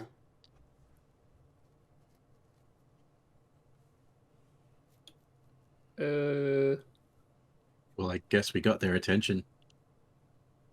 Damn. You know, I think this might be a good time to stop the campaign. We're about 2 hours into our game. This might be good. A little shorter than normal, but you know, the loss of Steven and this great announcement, which lets my characters know what's that you're here. Yeah, I think this will be a good cliffhanger. Hey, Steven, if you want to join us for the after talk, if you're still around. I am still here. Yes. Excellent. I kept streaming. I've been listening and commenting. Yeah. I kind of figured. I just want to make sure. Yeah, I love it. All right. So here's the big question then for the three of you. Steven will be leaving us next game. Not to say I won't have him come back as a guest star, maybe play something else to kind of, like bring back, the love and joy that is our demon. But do you want an actual fourth player, a new person to join the crew, or do you want to just be the three of you for a while or for the rest of the game? And we can always change our mind later. If you guys want to be like, yeah, we just want us three, and then down the line be like, man, having a fourth Ninja Turtle would be great. It's just not the same without Raphael. Can Gregory join us? Now that is where I draw the goddamn line. Hey, if we have any actual watchers of the show, maybe we can get a vote from you guys. What do you think? Who do you think should join our party next? A brand new person? No one at all? An actual NPC that we're already familiar with? Or Gregory? I mean, heck, we could even maybe get Wolf to come back as the general, or the lieutenant. I apologize, the Lieutenant, yeah. Though he might be getting a promotion. Honestly, when you said Wolf, sorry, go ahead. I was gonna say whatever I like. Either way, any way, any of the ways given are good with me. I don't mind anyone new person coming in. I don't know anything. Could be old Sal. Like, who knows what'll happen. I'm fine with that too. Yeah. Like, whatever we end up doing, I'm cool. Like, I'll be happy to have a new player if that's what's going to happen, yeah. Okay, so pretty much consensus is play it by ear, and if I will try to naturally fit someone into the game, and I'll do a little recruitment session. If you guys have recommendations, maybe other players that you guys know that you think would be a great fit, we'll just hit up the Gateway voice channel or the general channel, and we'll see where this goes. Heck, maybe our Spirit of Knowledge Smash will actually come in. Maybe Sighilder might later on down the line. Was that gonna be my cousin? Yes, that would be your cousin. But she does not speak like you. I want you to know that. No, because you were raised by the other side of the family. By civilization. You speak all pretty like. Yeah, the elf side of your family as opposed to the human side. Which is funny because the king of Gardenia is human, who has an elf bride, or had an elf bride, and then the sister of the queen is Art's mom, who had a thing for just a hairy chest and a hairy face. That's like no elf I've ever seen before. Look, he's so rugged. Sometimes you just can't, just can't. That beard, Elves love it. It's different. Fish fear him, women want him. Or vice versa, however it's supposed to go. Women fear him, fish want him? No, fish women want him because they're mermaids and they want to eat. It's the passage of I'm forgetting all of my Odyssey reading. It's stuck between Scylla and Charybdis. Maybe deal with Circe and get turned into a pig. Perfect. What else do I know from the Odyssey? Hey, I'm nobody. Look, Stupid Cyclops. The only part to the Odyssey that I've recalled perfectly is that at the end, the mother walks into the ocean to die. She just straight into it. If you want to see a great rendition of the Odyssey, there's like a late 90s version of the Odyssey with Armando Santi. Trying to think of how you guys might know that actor best. He was the villain in the original Demolition Man with Sylvester Stallone. Yep, I know. Deep cut. Wonderful rendition. Let's see. I think my favorite part of the story is when, he's pretending to be the old man and shoots the arrow through all the holes in the axes, and then he's back to like normal, and him and his son murder all the suitors. Oh, on a unrelated note, my chat wanted me to take that pipe and shove it down one of your throats, then hit the button while you were asleep. And I mean, a level 10 idea. I was in love with it. And okay, so I thought you guys found civilization like in this place that you were in. I thought this was like a hotel, and you guys had just like found the way out. And I was like, did I really die 50 feet away from safety? I was like, are you kidding me? But oh man, no, it sounds like you guys are out of the woods. We're good. Yeah. Technically, I'm still carrying your dead body, so. Aww. That's going to be very interesting when people find it. My heart will go on. With a bleeding corpse. I'm also very curious as to what are your thoughts about this scenario that's occurring, or about the campaign in general? So, incredible campaign. Loved every second of it. I was not trying to die. I don't want you guys to think that I'm trying to leave. I wasn't trying to. I legitimately thought this was the moment. So, okay, so let me run you through some legitimate shit I've been planning. At the next town, I was going to guild to hunt you all individually. I was gonna really focus on Ariana. If I'm being honest, I kind of saw you as the biggest threat, which I was correct in. I was planning to pay people to poison you. I had plans to sweet talk my way into going into places where I could potentially poison you over a long period of time and potentially do damage to your total health. Was wondering if that would be possible. I mean, I had plans. The only reason I went for it here is when I found out that that thing was immovable, I was like, they cannot follow me.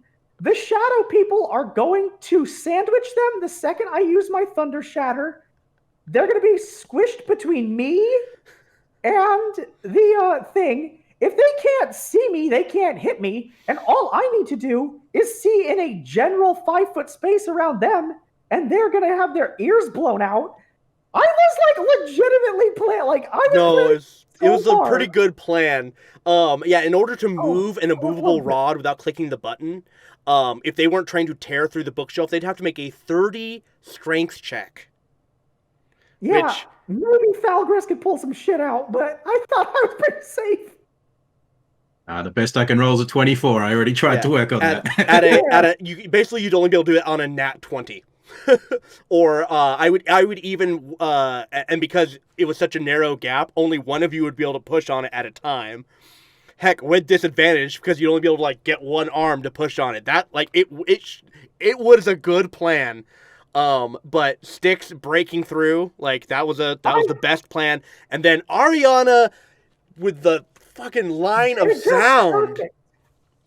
I think me and her have talked. We knew this was going to end with one of us dead. We knew. And damn it, you know what? She was playing 4D chess, and I was out here with some checkers. You know, that's what happened at the end of the day. Oh, I've got to tell them now, since you are dead. His next turn was going to shapeshift into an ancient wizard that he had seen at some point in his travels, like or in the town, so he could pretend to be the guy who lives here. I'm assuming that part. Am I correct? Yeah. No, I was going to actively fight them, and if things weren't going in my favor, like they made a hole and it started to get increasingly bigger, I was just going to book it as fast as I could, probably try to find a way to hole up, and then I was going to just like heal up as much as I could, find them in my new shape-shifted disguise, and then integrate myself into their party as a totally new person.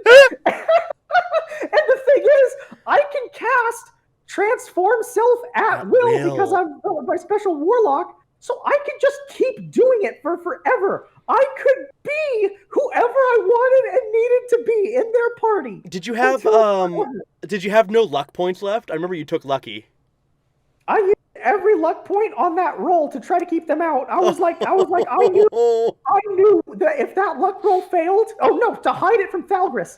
I knew if that luck roll failed, it was all downhill. I will say this again, baffled that Thalgris still had my back at the end of the day. He was not letting them kill me. Although, hey!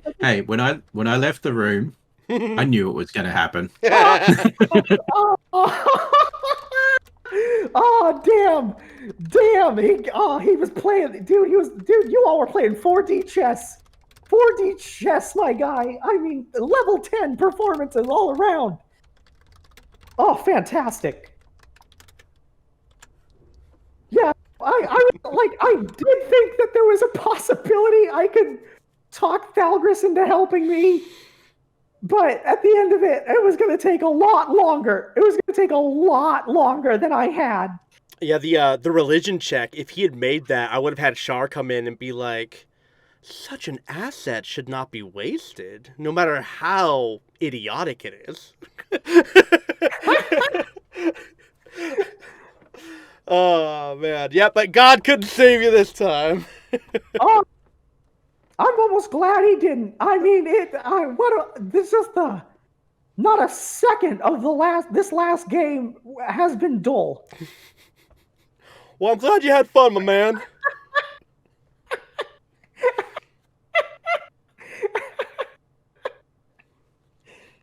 Well, it took you a long time to kill me. I mean, it was never my goal to kill you. I did put... not you. Oh, okay. Them. It took them so long. So, I mean, the hardest part, I gotta say, like, I've never done anything like this, but having someone in the party whose patron is the BBEG, basically, type of thing. It's like, this is like one of the main bad guy type of scenarios type of thing. It's like, cool, this is gonna be interesting, see how it's all connected, and... Never mind. He got shivved like he made a mistake in jail and crossed the wrong person. It was You should have given up your What's pudding the cup, problem? man. You should have given it up. No, that was the hill I was gonna die on. Pudding cup or no. All right, everyone. I guess we should probably wrap it up and wrap our brains around what's going to happen next time. So thank you, everyone at home. Thank you, FeatherFall Tabletop Gaming, for letting us game on your platform. Thank you, Skull Splitter Dice and Found Familiar Coffee, for your patronage. And not like a Warlock patronage, but just monetarily wise. Appreciate. And yeah, I guess. Hey, has anyone got anything going on that they want to plug or shout out? That's good. That's new. We got Sins of the Father still going, our podcast, our 5e podcast. So if you like 5e and you're here to watch some 5e, you should look for Sins of the Father on anywhere you watch your podcasts, because if you watch them, that's cool too. You could look at the logo all day long if you wanted to. We are doing that. We've got some other projects coming up, some things that'll be a little more like superhero based and stuff like that. Ooh. So keep your eyes on Misconceptions Podcast Network. We're doing a whole bunch of cool stuff there. And Sins of the Father's great. The kids are back.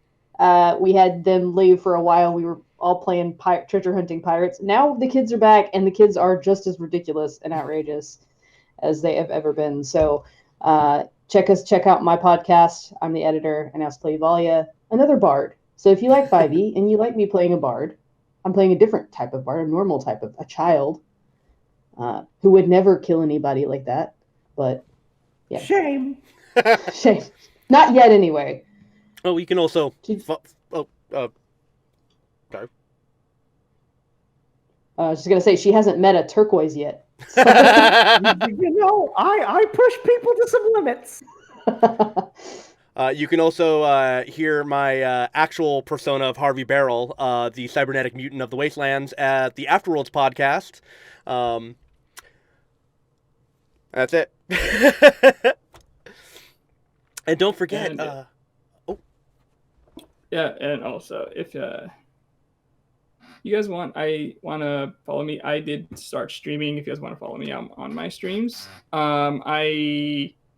Sorry, Twitch guys, but I don't stream on Twitch. Stream on YouTube. So kind of weird. But yeah, if you guys want to follow me there, I stream. Look for me on YouTube as the EFFEN dude. The effing dude. The effing dude. It's a mishmash of different things I do on there. It's not really a consistent thing. I just stream when I want to. If you guys want to hang out, I just kind of watch me play games, paint, do some stuff. Just gonna hang out. Come on over. Excellent. And then we got the Oddball Show. Oh, on YouTube. I do the Oddball Show on YouTube, Twitch, probably other stuff.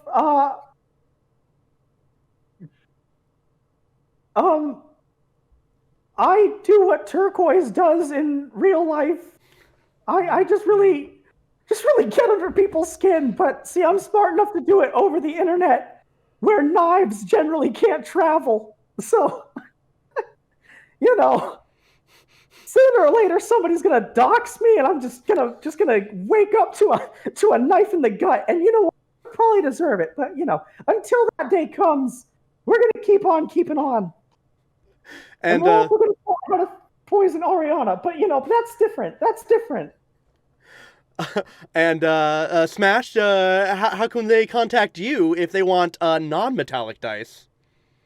You can hit me up on Etsy at Falling Rocks Dice, or on Instagram. I'm there. I'm also running a sale right now, so if you want 20% off a set of dice, I can totally hook you up. Just send me a message, and we'll see what happens.